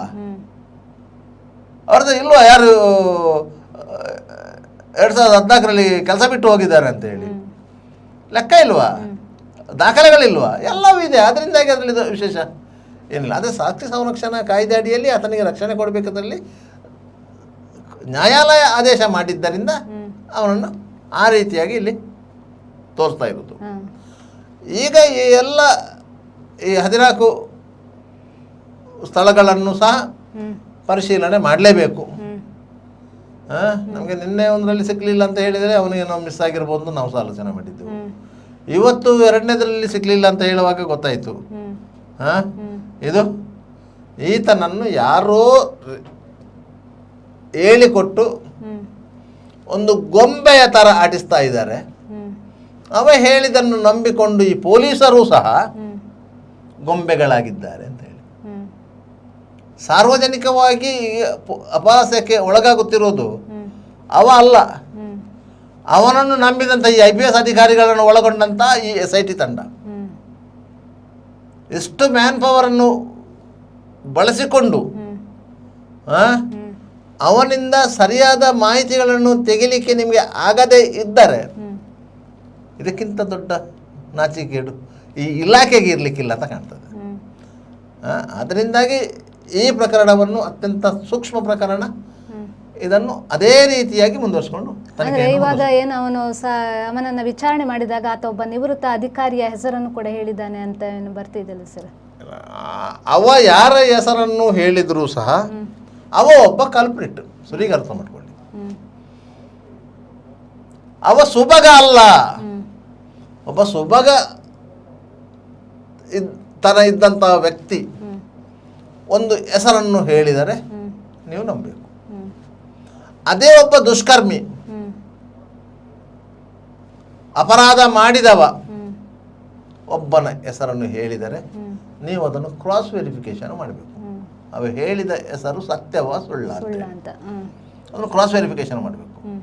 ಮೊದಲನೇದರಲ್ಲಿ ಒಬ್ಬ ಅಮಾಯಕ, ಒಬ್ಬ ವ್ಯಕ್ತಿ ಸಜ್ಜನ, ಇವರೆಲ್ಲ ಒಬ್ಬರ ಹೆಸರು ಹೇಳಿದರೆ ಅದನ್ನು ಕ್ರಾಸ್ ವೆರಿಫಿಕೇಶನ್ ಮಾಡುವಂಥದ್ದಿಲ್ಲ. ಯಾಕಂದರೆ ಅವನ ಹೆಸರು ಹೇಳಲಿಕ್ಕೆ ಇವನಿಗೆ ಬೇರೆ ಯಾವುದೇ ಉದ್ದೇಶಗಳಿರುವುದಿಲ್ಲ. ಆದ್ದರಿಂದ ಅವನು ಸತ್ಯವನ್ನೇ ಹೇಳಿರ್ತಾನೆ ಅಂತೇಳಿ ಅದರಿಂದಾಗಿ ಆ ಮಾತನ್ನು ನಂಬಬೇಕು. ಅದರೊಬ್ಬ ಕಲ್ಪ್ರಿಟ್, ಒಬ್ಬ ಕಳ್ಳ, ಒಬ್ಬ ದರೋಡೆಗೋರ, ಇಂಥವ ಇನ್ನೊಬ್ಬನ ಹೆಸರು ಹೇಳ್ತಾನಂತಾದರೆ ಅದನ್ನು ನೀವು ಕ್ರಾಸ್ ವೆರಿಫಿಕೇಶನ್ ಮಾಡಲೇಬೇಕು. ಒಬ್ಬ ಕಳ್ಳ ಹೇಳ್ತಾನೆ, ನಾನು ಕದ್ದಿದ್ದೇನೆ ಸ್ವಾಮಿ, ಚಿನ್ನವನ್ನೆಲ್ಲಿ ಕೊಂಡೋಗಿ ಕೊಟ್ಟಿದ್ದೇನೆ ಅಂತೇಳಿ ಯಾರು ಒಬ್ಬರು ಹೆಸರು ಹೇಳ್ತಾನೆ ಅಂತ ಅವ್ರಿಗೆ ಕೊಂಡೋಗಿ ಕೊಟ್ಟಿದ್ದೇನೆ ಅಂತೇಳಿ ನೀವು ಕ್ರಾಸ್ ವೆರಿಫಿಕೇಶನ್ ಮಾಡಬೇಕಾ ಬೇಡವಾ? ಮಾಡಲೇಬೇಕು. ಒಬ್ಬ ಸಮಾಜದಲ್ಲಿ ಗಣ್ಯ ವ್ಯಕ್ತಿಯ ಹೆಸರನ್ನು ಒಬ್ಬ ಕಳ್ಳ ಹೇಳ್ತಾನಂತಾದರೆ ನೀವು ಕಳ್ಳ ಹೇಳಿದನ್ನು ನಂಬಿಕೊಂಡು ಆ ಗಣ್ಯ ವ್ಯಕ್ತಿ ಹತ್ರ ಹೋಗಿ ಕೇಳಲಿಕ್ಕೆ ಆಗ್ತದ? ಹಾಗಾಗಿ ಅವ್ರ ಹತ್ರ ಮಾತಾಡುವ ರೀತಿಯೇ ಬೇರೆ. ನಿಮ್ಗೆ ಅಂಥ ಒಂದು ಪರಿಚಯ ಇದೆಯಾ, ಇಂಥ ಒಂದು ಪರಿಚಯ ಇದೆಯಾ, ಅವನು ಏನಾದರೂ ನಿಮ್ಮ ಮನೆಗೆ ಬಂದಿದ್ದನ, ಈ ರೀತಿಯಾಗಿ ಕೇಳಬೇಕು. ನೀವು ಯಾರೋ ಒಬ್ಬ ವ್ಯಕ್ತಿಯನ್ನು ತೋರಿಸದೆ ಅವನನ್ನು ಇಡೀ ಮುಖಕ್ಕೆ ಬಟ್ಟೆ ಕಟ್ಟಿ ಅವ ಹೇಳಿದರೆ ನೀನು ಬಾ ಅಂತ ಕೇಳಿದರೆ, ಅವ ಹೇಳಿದಾನೆ ನೀನು ಬಾ ಅಂತೇಳಿ ಒಬ್ಬರನ್ನ ಕರೆದು ಅವ ಹೋಗ್ಲಿಕ್ಕೆ ತಯಾರಿರ್ತಾನ, ಅವ ಯಾರಂತ ಸುರಿಗೆ ತೋರಿಸಂತ ಕೇಳುವುದಲ್ಲ. ಈ ಪ್ರಕರಣದಲ್ಲಿ ಆಗುವುದು. ಈಗ ಅವ ಯಾರ ಹೆಸರನ್ನು ಹೇಳಿದರೂ ಸಹ SIT ಅವರು ಅವರಿಗೊಂದು ನೋಟಿಸ್ ಕೊಡ್ತಾರೆ. ನಮ್ಮ ತನಿಖೆಯ ಸಂದರ್ಭದಲ್ಲಿ ಅಜ್ಞಾತ ವ್ಯಕ್ತಿ ಈ ರೀತಿಯಾಗಿ ಹೇಳಿದ್ದಾನೆ, ಈ ಕೆಲವು ಮಾಹಿತಿಗಳನ್ನು ಕೊಟ್ಟಿದ್ದಾನೆ, ಅದಕ್ಕೆ ಸಂಬಂಧಪಟ್ಟಾಗಿ ವಿಚಾರಣೆಗೆ ನೀವು ಬರಬೇಕು ಅಂತ ಹೇಳಿ ನೋಟಿಸ್ ಕೊಡ್ತಾರೆ. ಉಜಿರೆ, ಕನ್ಯಾಡಿ, ಧರ್ಮಸ್ಥಳ ಈ ಭಾಗದ ಕೆಲವರಿಗೆ ನೋಟಿಸ್ ಕೊಟ್ಟರೆ ಒಂದು ಪಂಚಾಯತ್ ಅಧಿಕಾರಿಗಳಿಗೆ ನೋಟಿಸ್ ಕೊಡ್ಬೋದು, ಅವ್ರು ಕೊಡಲೇಬೇಕು ಅವರಿಗೆ. ಧರ್ಮಸ್ಥಳದಲ್ಲಿ ಕೆಲಸ ಮಾಡ್ತಿದ್ದವ್ರಿಗೆ ಕೆಲವರಿಗೆ ಕೊಡ್ಬೋದು. ಅವರಿಗೆ ನೋಟಿಸ್ ಕೊಟ್ಟರೆ ಅವರಿಗೆ ಕೇಳೋ ಪ್ರಶ್ನೆ ಅದೇ, ಸುರಿಗೆ ಅವ ಯಾರಂತ ಹೇಳಿ ಅಂತ. ಅವ ನಮ್ಮ ಹೆಸರನ್ನು ಯಾಕೆ ಹೇಳಿದಾನೆ, ನಾವು ಅವನು ಯಾರು ಅಂತ ಗೊತ್ತಾದ ಮೇಲೆ ನಾವು ಹೇಳ್ತೇವೆ ಅಂತ. ಪೊಲೀಸರ ಸಮಸ್ಯೆಗಳು, ತನಿಖೆಯ ಸಮಸ್ಯೆಗಳಿದು. ಈಗ SIT ಅವರು ತನಿಖೆ ಮಾಡ್ತಾ ಇದ್ದಾರಲ್ಲ, ತನಿಖೆಯ ಸಮಸ್ಯೆಗಳಿದು. ಆದ್ದರಿಂದ SIT ಅವರು ಇದು ಈ ಪ್ರಕ್ರಿಯೆಯನ್ನು 1-2-3 ದಿವಸದಲ್ಲಿ ಮುಗಿಸ್ತಾರೆ. ಇವತ್ತೊಂದು 3 ಹೊಂಡ ತೆಗೆದ್ರೆ ಹುಡುಕಿದ್ರೆ ಮತ್ತೆ ಅವರಿಗೆ ಸಿಕ್ಕುವುದು ಮತ್ತೆ ಒಂದು 10 ಹೊಂಡ. ನಾಳೆ 4 ಮಾಡ್ಬೋದು, ನಾಡ್ದು 4 ಮಾಡ್ಬೋದು, ಮತ್ತೆ 4 ಮಾಡ್ಬೋದು ತಿಳ್ಕೊಳ್ಳಿ. ಅದನ್ನು ಮುಗಿಸಿದರೆ ಮತ್ತೆ ಅವರು ಹೋಗುವುದು ಎಲ್ಲಿಗೆ? ಆ ರುಂಡ ಇವ ಎಲ್ಲಿಂದ ತಂದಿದ್ದಾನೆ ಅಲ್ಲಿಗೆ ಹೋಗಬೇಕಾದ್ರೆ ಅವರನ್ನು ಅವರು ಕೋರ್ಟಿಗೆ ಪ್ರೊಡ್ಯೂಸ್ ಮಾಡಿ ಅವರು ಕಸ್ಟಡಿ ತಗೊಳ್ಳಲೇಬೇಕು, ಅನಿವಾರ್ಯ. ಮತ್ತೆ ಅವನ ವಿಚಾರಣೆ ನಡೀತದೆ. ಕಸ್ಟಡಿ ತಗೊಂಡು ಅಲ್ಲಿ ಹೋಗಿ ಅದನ್ನು ಸೀಸ್ ಮಾಡಬೇಕು. ಆಗ ಅವರಿಗೆ ಇರುವಂತಹ ಸಾಕ್ಷ್ಯ ಸಂರಕ್ಷಣಾ ಕಾಯ್ದೆ ಅಡಿಯಲ್ಲಿ ಅವನಿಗೆ ಏನು ಈಗ ರಕ್ಷಣೆ ಇದೆ ಆ ರಕ್ಷಣೆ ಇರೋದಿಲ್ಲ. ಅವ ಆರೋಪಿಯಾಗಿ ಕೋರ್ಟಲ್ಲಿರ್ತಾನೆ. ಅವನ ಮುಸ್ಕ ಆಗ ತೆಗಿತಾರೆ ಪೊಲೀಸರು. ಅವನು ಮತ್ತೆ ಜೀವನ ಪೂರ್ತಿ ಆ ಮುಸ್ಕದಲ್ಲಿ ಇರ್ತಾನೆ ಅಂತ ನೆನೆಸ್ಕೊಳ್ಬೇಡಿ. ಅದೇ ಸಂದರ್ಭದಲ್ಲಿ ಅವನು ಮುಸುಕು ತೆಗಿತಾನೆ. ಅವನು ಯಾರು ಅಂತೇಳಿ ಹೊರ ಪ್ರಪಂಚಕ್ಕೆ ಅವರು ಗೊತ್ತು ಮಾಡ್ತಾರೆ. ಮತ್ತು ಅವನು ಏನೆಲ್ಲ ಇಷ್ಟು ದಿವಸದ ತನಿಖೆಯ ಸಂದರ್ಭದಲ್ಲಿ ಏನೆಲ್ಲ ಹೇಳಿಕೆಗಳನ್ನು ಹೇಳಿದ್ದಾನೆ, ಯಾರೆಲ್ಲರ ಹೆಸರನ್ನು ಹೇಳಿದ್ದಾನೆ, ಅವ್ರನ್ನೆಲ್ಲರನ್ನು ನೋಟಿಸ್ ಕೊಟ್ಟು ಕರೆಸಿ ಅದರ ಬಗ್ಗೆ ತನಿಖೆ ಮಾಡ್ತಾರೆ. ಈಗ ಏನಂದ್ರೆ ಮೊಹಂತಿಯವರ ಏನು ಕೇಂದ್ರ ಸೇವೆಗೆ ಅವರನ್ನು ವರ್ಗಾವಣೆ ಮಾಡಿದ್ರೆ ಈ ಪ್ರಕರಣವನ್ನು ಏನು ದಿಕ್ಕು ತಪ್ಪಿಸಿದಂತಾಗುವುದಿಲ್ವಾ ಅಂತ ಸಾರ್ವಜನಿಕವಾಗಿ ಅಂತ ಭಾವನೆ ಬರಲೂಬಹುದು. ಯಾಕಂತ ಹೇಳಿದರೆ ಇದು ನಾನು ಆರಂಭದಲ್ಲಿ ಹೇಳಿದೆ, ಇದು ಒಂದು ಎಜೆಂಡಾ ಇಟ್ಟುಕೊಂಡು ರೂಪುಗೊಂಡಂತಹ ಪ್ರಕರಣ. ಒಂದು ಎಜೆಂಡಾ ಇದೆ, ಒಂದು ಧರ್ಮಕ್ಷೇತ್ರದ ಮೇಲೆ ಆರೋಪ ಮಾಡುವಂಥ ಒಂದು ಎಜೆಂಡಾದ ಮೇಲೆ ರೂಪುಗೊಂಡಂತಹ ಪ್ರಕರಣ. ಇದು ಸಹಜವಾಗಿ ರೂಪುಗೊಂಡಿಲ್ಲ, ಇದನ್ನು ವ್ಯವಸ್ಥಿತ ರೀತಿಯಲ್ಲಿ ರೂಪುಗೊಳಿಸಲಾಗಿದೆ. ನೀವೊಂದು ಮೂರ್ತಿಯನ್ನು ಹೇಗೆ ಆವೆ ಮಣ್ಣಿಂದ ರಚನೆ ಮಾಡ್ತೀರಾ, ಅದೇ ರೀತಿ ಈ ಪ್ರಕರಣವನ್ನು ಸಹ ಅದೇ ರೀತಿ ಒಂದು ರಚನೆ ಮಾಡಲಾಗಿದೆ. ಇದು ತನ್ನಿಂದಾನೇ ಇದು ಕ್ರಿಯೇಟ್ ಆದದ್ದಲ್ಲ, ಇದನ್ನು ರೂಪುಗೊಳಿಸಿತ್ತು. ಆದ್ದರಿಂದ ಇದನ್ನು ಈ ವರ್ಗಾವಣೆಯೂ ಸಹ ಆ ಎಜೆಂಡದ ಒಂದು ಪಾರ್ಟ್ ಆಗಿರ್ತದೆ. ಈಗ ವರ್ಗಾವಣೆ ಆಗಿರುವುದು ಸ್ವಾಭಾವಿಕ ಮಾಮೂಲಿ ಪ್ರಕ್ರಿಯೆ ಅಂತ ನಾವು ಹೇಳಿದರೂ ಸಹ ಇಂತಹ ಸಂದರ್ಭದಲ್ಲಿಯೇ ಕೇಂದ್ರ ಸರ್ಕಾರ ಮೊಹಂತಿಯವರನ್ನು ಕರ್ನಾಟಕದಿಂದ ಒಬ್ಬರನ್ನೇ ಮಾತ್ರ ಕರೆದಿದ್ದಂತೆ. ದೇಶಾದ್ಯಂತ 35 ಮಂದಿಯನ್ನು ಕರೆದಿದ್ದಾರೆ, ಕರ್ನಾಟಕದಿಂದ ಒಬ್ಬರನ್ನು ಅಂತ ಹೇಳಿ. ಯಾಕಂತ ಹೇಳಿ ಅವರಿಗೆ ಬೇಕಾಗುವಂಥ ಅಧಿಕಾರದ ಶ್ರೇಣಿಯ ಅಧಿಕಾರಿಗಳನ್ನು ಕರೆಯುವುದವರು. ಆಲ್ರೆಡಿ ಅವರ ಶ್ರೇಣಿಯಲ್ಲಿರುವ ಅಧಿಕಾರಿಗಳು ಈ ಹಿಂದೆ ಕೇಂದ್ರ ಸೇವೆಗೆ ಹೋಗಿರ್ಬೋದು, ಇಲ್ಲಿ ಕೇಂದ್ರ ಸೇವೆಗೆ ಹೋಗದೇ ಇರುವಂಥ ಅಧಿಕಾರಿ ಆಗಿರ್ಬೋದು, ಆ ರೀತಿಯಾಗಿ ಕರೆದಿದ್ದಾರೆ. ಈ ಸಂದರ್ಭದಲ್ಲಿ ಏನಾಗ್ತದೆ ಅಂದರೆ ಆ ಎಜೆಂಡಾವನ್ನು ರೂಪುಗೊಳಿಸಿದವರಿದ್ದಾರಲ್ಲ, ಅವರು ಸ್ಪಷ್ಟವಾಗಿ ಹೇಳ್ತಾರೆ, ಇದು ಸಂಬಂಧಪಟ್ಟವರು ಕೇಂದ್ರ ಸರ್ಕಾರದ ಮೇಲೆ ಒತ್ತಡ ಹೇರಿ ಮೊಹಂತಿಯವರನ್ನು ಆ SITಯಿಂದ ವರ್ಗಾವಣೆ ಮಾಡಿಸಿದ್ದಾರೆ ಅಂತ. ಇದು ಬರುವಂಥದ್ದೇ. ಆದರೆ SITಯಿಂದ ಅವರನ್ನು ರಿಲೀವ್ ಮಾಡಬೇಕು ರಾಜ್ಯ ಸರ್ಕಾರದ ಕೆಲಸ. ಆ ರೀತಿಯಾಗಿ ಅದರಿಂದಾಗಿ ಅದು ರೂಪುಗೊಂಡಂಥ ಪ್ರಕರಣ ಆಗಿರೋದರಿಂದ ಆ ರೀತಿಯ ಎಲಿಗೇಷನ್ ಬಂದೇ ಬರ್ತದೆ. ಆದರೆ ಅಂಥ ಎಲಿಗೇಷನ್ ಬಂದ ಸಂದರ್ಭದಲ್ಲಿ ರಾಜ್ಯ ಸರ್ಕಾರ ಅವರನ್ನು ಮುಂದುವರಿಸಲು ಸಾಧ್ಯತೆಗಳು ಇದೆ. ರಿಲೀವ್ ಮಾಡದಿದ್ರೆ ಆಯಿತು. ಅಂದರೆ ಏನು, ಈ ಹಿಂದೆ ಅಶೋಕ್ ಅವರೊಂದು ಮಾತನ್ನು ಹೇಳಿದರು, ಏನು ಆ ವ್ಯಕ್ತಿಯ ಹಿಂದೆ ಕೇರಳ ಸರ್ಕಾರ ಇದೆ, ಯಾರ್ಯಾರು ಆರೋಪ ಮಾಡ್ತಿದ್ದಾರೆ ಅಂತ. ಅಂದರೆ ಈಗ ಈ ಹಿಂದೆ ಏನು ಇವತ್ತು ಆಗಿನ ಗೃಹ ಸಚಿವರಾಗಿದ್ದಂಥ ಆರಗ ಜ್ಞಾನೇಂದ್ರ ಕೂಡ ಅವರು ಹೇಳಿದರು, ಏನು ಧರ್ಮಸ್ಥಳ ಪ್ರಕರಣದಲ್ಲಿ ನಕ್ಸಲರ ಕೈವಾಡ ಇದೆ ಅಂತ. ನಕ್ಸಲರ ಕೈವಾಡ ಅಲ್ಲ, ನಗರ ನಕ್ಸಲರು ಅಂತ ಹೇಳೋದು ನಾವು. ಅವ್ರು ಸಹ ಹೇಳಿದ್ರು ನಗರ ನಕ್ಸಲರು ಅಂತ. ನಗರದಲ್ಲಿ ಇದ್ದುಕೊಂಡು ನಕ್ಸಲ್ ರೀತಿಯ ಚಟುವಟಿಕೆಗಳನ್ನು ಮಾಡುವವರನ್ನು ನಗರ ನಕ್ಸಲರು ಅಂತ ಕರೀತಾರೆ. ಅವರು ಅಂತ ಹೇಳಿದರೆ ಪ್ರಭುತ್ವಕ್ಕೆ ವಿರೋಧ ವ್ಯಕ್ತಪಡಿಸುವಂಥ ಒಂದು ಚಿಂತನೆ ಉಳ್ಳವರು. ಅವರು ಯಾವುದೇ ಸರ್ಕಾರ ಇರಲಿ ಅವರದ್ದೊಂದು ವಿರೋಧ ಇರ್ತದೆ ಅಂಥವರು. ಅವರು ನಾವು ಬುದ್ಧಿಜೀವಿಗಳಂತ ಕರೆಸಿಕೊಡ್ತಾರೆ. ಅವರು ಒಂದು ಧರ್ಮದ ವಿಚಾರದಲ್ಲಿ ದೇವರುಗಳು ಅವರನ್ನೆಲ್ಲ ಮಾಡ್ತಾ ಇರ್ತಾರೆ. ಅದೇ ರೀತಿ ಅವರು ಇನ್ನೊಂದು ಧರ್ಮವನ್ನು ಅವಹೇಳನ ಮಾಡಲ್ಲ. ಅವರು ಅವಹೇಳನ ಮಾಡೋದು ಸಾಮಾನ್ಯವಾಗಿ ಹಿಂದೂ ಧರ್ಮವನ್ನು, ಹಿಂದೂ ಧರ್ಮದ ದೇವರುಗಳನ್ನು ದೇವತೆಗಳನ್ನು ಇವರನ್ನೆಲ್ಲ ಅವಹೇಳನ ಮಾಡ್ಕೊಂಡು ಹೋಗ್ತಾರೆ. ಅವ್ರದ್ದೇ ಒಂದು ಸ್ಪೆಷಲ್ ಅಜೆಂಡಾ ಇರ್ತದೆ. ಅದೆಲ್ಲ ಕಮ್ಯುನಿಸಮ್ ಸಿದ್ಧಾಂತವನ್ನು ಅರ್ಥಕೊಂಡರು. ಆದರೆ ಅವರು ಯಾರು ಅವಿದ್ಯಾವಂತರಲ್ಲ, ಅವರೆಲ್ಲರೂ ಉನ್ನತ ಹುದ್ದೆಯಲ್ಲಿ ಇದ್ದವರು, ಎಲ್ಲ ರೀತಿಯ ಸರ್ಕಾರಿ ಸವಲತ್ತನ್ನು ಅನುಭವಿಸಿದವರು, ಸುಖಮಯ ಜೀವನ ಸಾಗಿಸಿದವರು.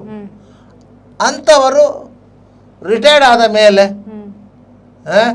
ಹೆಂಡತಿ ಮಕ್ಕಳು ಅನ್ನು ಸರಿಯಾಗಿ ನೋಡಿಕೊಳ್ಳದಂಥ ವ್ಯಕ್ತಿಗಳು ಒಂದು ಆಂತರಿಕವಾದಂತಹ ಒಂದು ಇದರಲ್ಲಿ ಕೀಳಿನ ಮೇಲೆ ಬದುಕುತ್ತಿರುವವರು ಅವರು ಯಾರನ್ನಾದರೂ ಬೈತಾ ಇರ್ತಾರೆ. ಹ್ಮ್. ಪ್ರಭುತ್ವ ವಿರೋಧಿಗಳಂತ ನಾವು ಹೇಳ್ತೇವೆ. ಹ್ಮ್. ಅಂಥವರನ್ನು ನಗರ ನಕ್ಸಲರು ಅಂತ ಕರಿತೇವೆ. ಕೆಲವರು ಅವರನ್ನು ಬುದ್ಧಿಜೀವಿಗಳಂತ ಕರೀತಾರೆ. ಅದರಿಂದಾಗಿ ಅವರು ಹೇಳಿದ್ದು ಅವರಿಗೆ ಅರ್ಥ ಆಗೋದಿಲ್ಲ. ಈಗ ಒಂದು ವಿಷಯವನ್ನು ಅವರು ಈಗ ಹೇಳಿದರೆ ನಾಳೆ ಹೋಗಿ ಅವ್ರದ್ದು ಅದೇ ವಿಷಯವನ್ನು ಕೇಳಿದರೆ ಅವರಿಗೆ ಅದು ಗೊತ್ತಿರೋದಿಲ್ಲ. ನಾನು ಹೇಳಿಲ್ಲ ಅಂತ ಹೇಳ್ತಾರೆ. ನಾನು ಹೇಳಿಲ್ಲಪ್ಪ, ನಾನು ಆ ಅರ್ಥದಲ್ಲಿ ಹೇಳಲೇ ಇಲ್ಲ ಅಂತ ಹೇಳ್ತಾರೆ. ಅಂಥವರೆಲ್ಲ ಈ ಟೋಲ್ ಕಿಟ್ನ ಹಿಂದೆ ಇದ್ದಾರೆ. ಒಂದು ಧರ್ಮಕ್ಷೇತ್ರದ ವಿರುದ್ಧ ಹೋರಾಟದಲ್ಲಿ ಈ ಟೋಲ್ ಕಿಟ್ನ ಹಿಂದೆ ಇದ್ದಾರೆ. ಅಂಥವರಿಗೆ ಹೋಗಿ ಏನಾದರೂ ಹೇಳಿದರೆ ಅವರು ಅದಕ್ಕೆ ಇನ್ನೊಂದು ಅಷ್ಟು ಉಪ್ಪು ಖಾರ ಹಾಕಿದ್ದಾರೆ. ಆ ಅರ್ಥದಲ್ಲಿ ಅರಗಜೇಂದ್ರನವರು ಹೇಳಿದ್ದು ಮತ್ತು ಆರ್ ಅಶೋಕ್ ಅವರು ಹೇಳಿದ್ದು. ಆರ್ ಅಶೋಕ್ ಅವರು ಹೇಳಿದ್ದು ಕೇರಳ ಮೂಲದ ಸಂಪರ್ಕಗಳು. ಯಾಕಂತ ಹೇಳಿದರೆ ಈ ತಲೆಬುರುಡೆ ವಿಚಾರ ಬಂದ ಸಂದರ್ಭದಲ್ಲಿ ಕೇರಳದ ಮಾಧ್ಯಮಗಳಲ್ಲಿ ಇದು ಭಾರಿ ದೊಡ್ಡ ಚರ್ಚೆ ಆಯಿತು. ಇದಕ್ಕಾಗಿ ಒಂದು 10-15 ಯೂಟ್ಯೂಬ್ಗಳು ಹುಟ್ಟಿಕೊಂಡವು. ಅಲ್ಲಿ ಇದ್ದಬದ್ದ ಮೀಡಿಯಾಗಳೆಲ್ಲ ಇದೊಂದು ರಾಷ್ಟ್ರೀಯ ಸುದ್ದಿಯ ರೀತಿಯಲ್ಲಿ ಮಾಡಿದರು. ಅದು ಹಾಗೆ ಇಲ್ಲಿ SIT ರಚನೆ ಆಯಿತು. ಆ ಒತ್ತಡಗಳಿಂದ SIT ರಚನೆ ಆಯಿತು ಅಂತ ಆಯಿತು. ಅಷ್ಟೊತ್ತಿಗೆ ಯಾರೋ ಒಬ್ಬರು ಹೇಳಿದ್ರು ಇದನ್ನು ಕೇರಳ ಸರ್ಕಾರ ತನಿಖೆ ಮಾಡಬೇಕಂತಲೂ ಹೇಳಿದರು. ಕೇರಳ ಸರ್ಕಾರ ತನಿಖೆ ಮಾಡಬೇಕು ಅಂತ ಹೇಳಿ. ಯಾಕಂದರೆ ಔಟ್ ಆಫ್ ಸ್ಟೇಟ್ ತನಿಖೆ ಮಾಡಬೇಕು ಅಂತ ಹೇಳಿ ಇದನ್ನು ಜಯಲಲಿತಾ ಪ್ರಕರಣ ಅಂತ ನಿಂತ್ಕೊಂಡಿದ್ದಾರೆ. ಔಟ್ ಆಫ್ ಸ್ಟೇಟ್ ವಿಚಾರಣೆ ಮಾಡಬೇಕಂತ ಹೇಳಿದಾಗೆ ಜಯಲಲಿತಾ ಪ್ರಕರಣವನ್ನು ತಮಿಳುನಾಡಿನಿಂದ ಹೊರಗೆ ವಿಚಾರಣೆ ಮಾಡಬೇಕಂತೇಳಿ ಸುಪ್ರೀಂ ಕೋರ್ಟ್ ಹೇಳಿತು. ಅಂದರೆ ಬೆಂಗಳೂರು ಪರಪನಗರದಲ್ಲಿ ನಿರ್ಮಿಸಲಾಗಿದ್ದಂಥ ವಿಶೇಷ ಕೋರ್ಟ್ನಲ್ಲಿ ಜಯಲಲಿತಾ ಪ್ರಕರಣ ವಿಚಾರಣೆ ಆದದ್ದು. ಇದು ತನಿಖೆ. ಇದನ್ನು ಇನ್ನೊಂದು ಸ್ಟೇಟ್ ಮಾಡಲಿಕ್ಕೆ ಬರೋಲ್ಲ, ಆಯಾ ಸ್ಟೇಟೇ ಮಾಡಬೇಕು. ಇಲ್ಲಾಂದರೆ ಸೆಂಟ್ರಲ್ ತನಿಖಾ ಸಂಸ್ಥೆಗಳು ಮಾಡಬೇಕು. ಇವಾಗ ಏನಂದರೆ ಈ ಪ್ರಕರಣದಲ್ಲಿ ಕೆಲವು ಪ್ರಕರಣ ಮುಕ್ತ ಆಗೋದು ಅಂದರೆ ಪ್ರಕರಣ ಆಗಿದ್ದರೆ, ಘಟನೆ ಆಗಿದ್ದರೆ ಏನು ತಪ್ಪಿತಸ್ಥರಿಗೆ ಶಿಕ್ಷೆ ಆಗಲಿ ಅನ್ನೋದನ್ನು ಕೂಡ ಯಾರು ರಾಜಕಾರಣಿಗಳು ಎತ್ತುತ್ತಿಲ್ಲ. ಈಗ SIT ರಚನೆ ಆಗಬೇಕು ಅಂದರೆ ಏನು ಕಾಂಗ್ರೆಸ್ ಗೌರ್ಮೆಂಟು ಕೂಡ 15 ದಿನದ ಬಳಿಕವೇ ರಚನೆ ಮಾಡಿರೋದು. ನೋಡಿ, ಈ ಪ್ರಕರಣಕ್ಕೆ ಒಂದು ಮಂಗಳ ಹಾಡಬೇಕು ಅಂತ ಹೇಳಿ ಸರ್ಕಾರಕ್ಕೆ ಒಂದು ಮನಸ್ಸಿತ್ತು. ಧರ್ಮಸ್ಥಳವನ್ನು ಕೇಂದ್ರೀಕರಿಸಿಕೊಂಡು ಆಗುತ್ತಿದ್ದಂಥ ಎಲ್ಲ ಬೆಳವಣಿಗೆಗಳನ್ನು ಕಳೆದ 13 ವರ್ಷಗಳಿಂದ ಸರ್ಕಾರ ನೋಡಿದೆ. BJP ಸರ್ಕಾರ ಅಸ್ತಿತ್ವದಲ್ಲಿದ್ದಂಥ ಸಂದರ್ಭದಲ್ಲಿ ಸೌಜನ್ಯ ಹತ್ಯೆ ಆದದ್ದು 2012. 2013ರಲ್ಲಿ ಸಿದ್ದರಾಮಯ್ಯ ನೇತೃತ್ವದಲ್ಲಿ ಕಾಂಗ್ರೆಸ್ ಸರ್ಕಾರ ಬಂತು. ಆ 5 ವರ್ಷದಲ್ಲಿ ಆ ಸರ್ಕಾರ ಈ ಪ್ರಕರಣವನ್ನು CODಗೆ ಒಪ್ಪಿಸಿತ್ತು, CBIಗೆ ಒಪ್ಪಿಸಿತ್ತು, ಎಲ್ಲವನ್ನು ಮಾಡಿತ್ತು. ಆಯಿತಾ? ತದನಂತರ ಪುನಃ ಅಧಿಕಾರ ಪಲ್ಲಟ ಆಯಿತು. ಕಾಂಗ್ರೆಸ್ ಅಧಿಕಾರ ಕಳ್ಕೊಂಡಿತ್ತು. JDS, BJP ಈ ರೀತಿಯ ಅಧಿಕಾರಗಳು ನಡೆದವು. ಸಮ್ಮಿಶ್ರ ಸರ್ಕಾರದ ಅಧಿಕಾರಗಳು ನಡೆದವು. ಪುನಃ 23ರಲ್ಲಿ ಕಾಂಗ್ರೆಸ್ ಸರ್ಕಾರ ಬರುವಾಗ ಪುನಃ ಆ ಪ್ರಕರಣ ಮುಗಿದಿಲ್ಲ. ಅದು ಬೇರೆ ಬೇರೆ ಮಜಲ್ಗಳನ್ನು ದಾಟಿಕೊಂಡು ಬಂತು. ವಿಷಯ ಇಷ್ಟೇ ಇದ್ದದ್ದು, ಒಂದು ಧರ್ಮಕ್ಷೇತ್ರವನ್ನು ಅವಹೇಳನ ಮಾಡಬೇಕು ಮತ್ತು ಅದನ್ನೊಂದು ಗುರಿ ಮಾಡಬೇಕು ಅಂತೇಳಿ. ಇಂಥ ಸಂದರ್ಭದಲ್ಲಿ ರಾಜ್ಯ ಸರ್ಕಾರದ ಮೇಲೆ ಒಂದು ರೀತಿಯಲ್ಲಿ ಈ ಪ್ರಕರಣವನ್ನು ಇತ್ಯರ್ಥಗೊಳಿಸುವುದು ಹೇಗೆ ಅಂತ ಹೇಳಿ, ಒಂದು ಪ್ರಕರಣವನ್ನು ನೀವು ಪ್ರಕರಣ ಇತ್ಯರ್ಥ ಆಗಿದೆ, ಅದನ್ನು ಬೇಕಾದರೆ ಅದಕ್ಕೆ ಮುಂದಿನ ಹಂತದಲ್ಲಿ ಸುಪ್ರೀಂ ಕೋರ್ಟಿಗೆ ಹೋಗ್ಲಿಕ್ಕೆ ಅವಕಾಶ ಇದೆ. ಈಗಲೂ ಅಪೀಲ್ ಪೀರಿಯಡ್ ಮುಗಿದಿದೆ. ಇನ್ನು ಅದಕ್ಕೆ CBIನವರು ಹೋಗಬೇಕೆ ಹೊರತು ಬೇರೆ ಯಾರು ಅಪೀಲ್ ಹೋಗ್ಲಿಕ್ಕೆ ಆಗುತ್ತೆ. ಅದರಿಂದ ಅದು ಮುಗಿದ ಪ್ರಕರಣ. ರಾಜ್ಯ ಸರ್ಕಾರದ ಕೈಯಲ್ಲಿ ಅದರ ಹಿಡಿತ ಇಲ್ಲ. ಅಷ್ಟೊತ್ತಿಗೆ ಬುರುಡೆ ಪ್ರಕರಣವನ್ನು ಕ್ರಿಯೇಟ್ ಮಾಡಿದ್ರಲ್ಲ, ಇದು ಅದೇ ಹಲವು ಮಂದಿ ಸೇರಿಕೊಂಡು ತಯಾರಿಸಿದಂಥ ಒಂದು ವಿಕೃತ ರೂಪ. ಅದಕ್ಕೆ ಆಲೋಚನೆ ಮಾಡಿತ್ತು ಸರ್ಕಾರ, ಇದಕ್ಕೊಂದು ಮಂಗಳ ಆಗಲೇಬೇಕು ಈ ಸಾರಿ. ಸೌಜನ್ಯ ಪ್ರಕರಣದ ಹಿನ್ನೆಲೆಯಲ್ಲಿ ಯಾರೆಲ್ಲ ಇದ್ದಾರೋ ಅದೇ ವ್ಯಕ್ತಿಗಳು ಈ ಪ್ರಕರಣದ ಹಿನ್ನೆಲೆಯಲ್ಲಿ ಇರುವವರು. ಇದೊಂದು ವ್ಯವಸ್ಥಿತ ರೀತಿಯ ಷಡ್ಯಂತ್ರ. ಒಟ್ಟಾರೆಯಾಗಿ ಸಾರ್ವಜನಿಕರಲ್ಲಿ ಗೊಂದಲವನ್ನು ಸೃಷ್ಟಿ ಮಾಡಿ ಸರ್ಕಾರದ ಮೇಲೆ ಗೂಬೆ ಕೂರಿಸುವಂಥ ಯತ್ನ, ಸರ್ಕಾರದ ಆಡಳಿತ ಯಂತ್ರದ ಮೇಲೆ ಪರಿಣಾಮ ಬೀರುವಂಥ ಪ್ರಯತ್ನ, ತನಿಖಾ ಏಜೆನ್ಸಿಗಳ ಮೇಲೆ ಒತ್ತಡ ತರುವಂಥ ಯತ್ನ. ಆದರೆ ಯಾರೆಲ್ಲ ಇದನ್ನು ಬಳಸಿಕೊಂಡು ತಮ್ಮ ಬೇಳೆ ಬೇಯಿಸಿಕೊಳ್ಳುತ್ತಿದ್ದಾರೆ ಅಂಥವರಿಗೆಲ್ಲ ಒಂದು ಮೂಗುದಾರ ಹಾಕಬೇಕು. ಅದು ನಮ್ಮ ಸರ್ಕಾರದ ಕೈಯಿಂದ ಹೋಗಬಾರದು ಅಂತ ಹೇಳಿ ಈ SIT ರಚನೆಗೆ ಮುಂದಾದದ್ದು. ಆದರೆ ಏಕಪಕ್ಷೀಯವಾಗಿ SIT ರಚನೆ ಮಾಡ್ಬೋದಿತ್ತು ಅವರು, ಇಲ್ಲ ಮಾಡಲಿಲ್ಲ. ಯಾಕಂದರೆ ಕೆಲವೇ ಸಮಯಗಳ ಹಿಂದೆ ಉಪಮುಖ್ಯಮಂತ್ರಿ DK ಶಿವಕುಮಾರ್ ಅವರು ಧರ್ಮಸ್ಥಳಕ್ಕೆ ಬಂದಿದ್ದರು. ಆ ಸಂದರ್ಭದಲ್ಲಿ ಅವರು ಓಪನ್ ಆಗಿ ಹೇಳಿದರು, ನೀವು ನಿಮ್ಮ ಧರ್ಮ ಕಾರ್ಯವನ್ನು ಮುಂದುವರಿಸಿ, ನಿಮ್ಮ ಸಂಘದ ಅಭಿವೃದ್ಧಿ ಕಾರ್ಯಗಳನ್ನು ಮುಂದುವರಿಸಿ, ಸರ್ಕಾರ ನಾವು ಬೆನ್ನ ಹಿಂದೆ ಇರ್ತೇವೆ. ಯಾರು ಏನೇ ಅಪಪ್ರಚಾರ ಮಾಡಲಿ ನೀವು ಅದಕ್ಕೆ ಕಿವಿ ಕೊಡುವುದು ಬೇಡ. ನಾವು ಒಬ್ಬ DK ಶಿವಕುಮಾರ್ ಅಲ್ಲ, ನೂರಾರು ಮಂದಿ DK ಶಿವಕುಮಾರ್ಗಳು ನಿಮ್ಮ ಬೆನ್ನ ಹಿಂದಿದೆ ಅಂತೇಳಿ ಹೆಗಡೆಯವರಿಗೆ ಅಭಯ ಕೊಟ್ಟು ಹೋಗಿದ್ರು DK ಶಿವಕುಮಾರ್ ಅವರು. ಆಗಲೇ ಒಂದು ಅಂದಾಜಿತ್ತು ಈ ಸಮಸ್ಯೆಗೆ ಏನಾದರೂ ಒಂದು ಪರಿಹಾರ ಹುಡುಕಬಹುದು ಅಂತೇಳಿ. ಆ ಪರಿಹಾರದ ರೂಪವೇ ಇದು SIT ಆಗಿರೋದು. ಈ SITಯ ಮೂಲ ಎಜೆಂಡವೇ ಈ ಅನಾಮಿಕ ವ್ಯಕ್ತಿಯ ಹಿಂದೆ ಇರುವಂಥ ಶಕ್ತಿಗಳನ್ನು ಹೊರತೆಗೆದು ಇದು ತನಿಖೆ ಅದು ಆಗ್ತದೆ.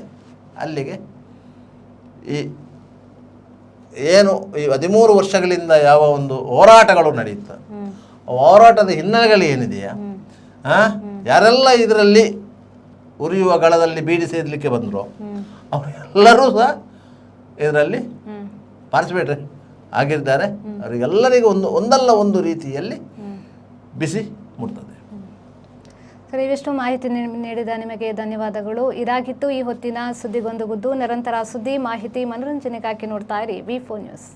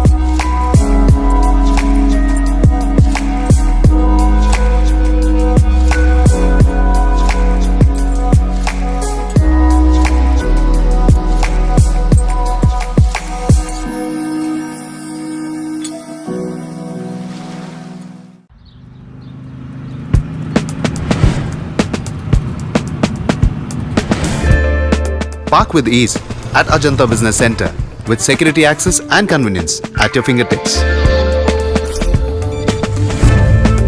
Step into a welcoming lobby where a warm smile greets you and your clients.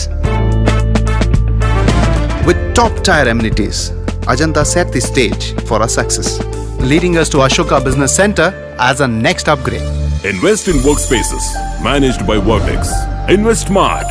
Invest in Mangaluru.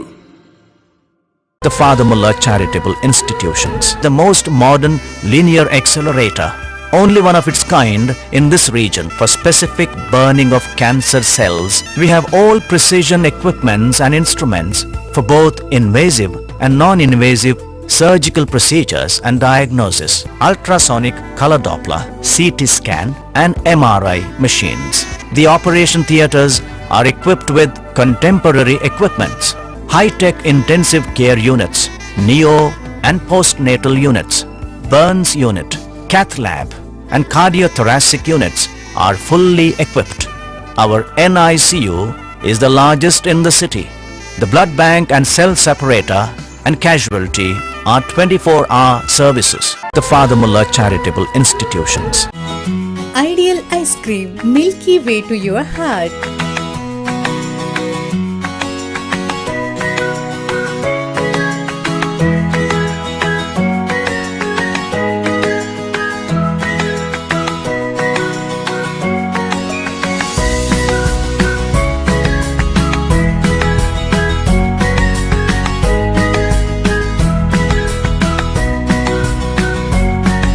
Embellished with a variety of fruits and flavored with rich crunch and chips, they treat your taste buds.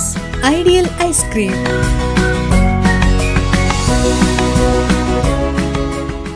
B. Devdas Ganpati Pai Enterprises. All kinds of quality and attractive material available at one place. Biggest showroom in Mangalore city. Admired by public at large. The showroom of your choice. B. Devdas Ganpati Pai Enterprises near New Chitra Talkies, Mangalore. AJ Hospital and Research Center is a leading advanced tertiary healthcare center of India, serving the coastal citizens and spreading good health across the sea line. AJ Hospital and Research Center is a specialized Medicare center providing service to more than 30 major medical disciplines, embracing new technologies to offer high-level healthcare that matches the best in the country. Our technical and medical expertise include foremost services in cadaveric organ retrieval, drug-eluting stent placement, pediatric lab nephrectomy, ambulance services, dermatology, ENT, nephrology and many more. AJ Hospital and Research Center, Kuntikana, Mangaluru. Call 22225533. Vasudeva Stores. Store for your inner needs. Visit us to find trendy innerwear from major brands.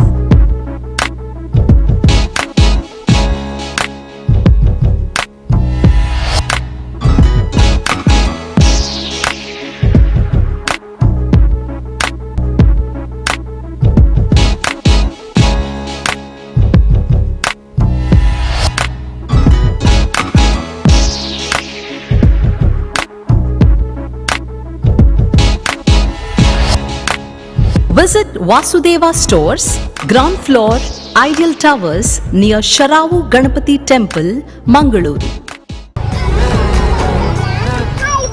Hi ನಾನು ಆಶೀರ್ವಾದಕ್ಕೆ join ಆಯ್ರೆ ಬೈನಿ ಆಶೀರ್ವಾದ ಬಂಡ ಒಂದು scheme ಅವಟ್ಟೆ ಇಲ್ಲುಂಡು bike ಉಂಡು car ಉಂಡು ಇಲ್ಲಾಗ ಬೋಡೇನ ಮಾತ ಐಟಮ್ಲ ಉಂಡು guarantee ಉಂಟತ ನಂಬಿಕೆಗೆ ನನಂಜಿ ಪುದರೆ ಆಶೀರ್ವಾದ ಯಾನ ಸೇರ್ದೆ ನಿಕ್ಲ ಸೇರ್ಲೇವೆ ತುಳುನಾಡದ ಮಾಂತ ಬಂದಲಿಗಳ ಸೊಲ್ಮೇಲು ಆಶೀರ್ವಾದ 2.0 ಯಾಲ್ನ ಸೇರ್ದೆ ನಿಕ್ಲ ಸೇರ್ಲಿ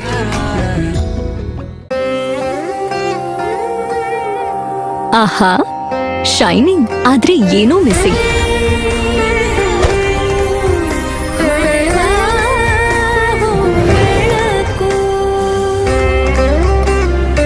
ಇದು ಹೊಳಿತಿದೆ ನಿಮ್ ಥರಾನೇ, ನೀನು ಸಹ ಹೊಳಿತಿದ್ಯಾ. ಶತಮಾನದ ವಾರಸುದಾರಿಕೆಯ ಹೊಸ ಮುಖ ಭೀಮಾ, ಬದಲಾವಣೆ ಹೊಳೆಯುತ್ತಿದೆ.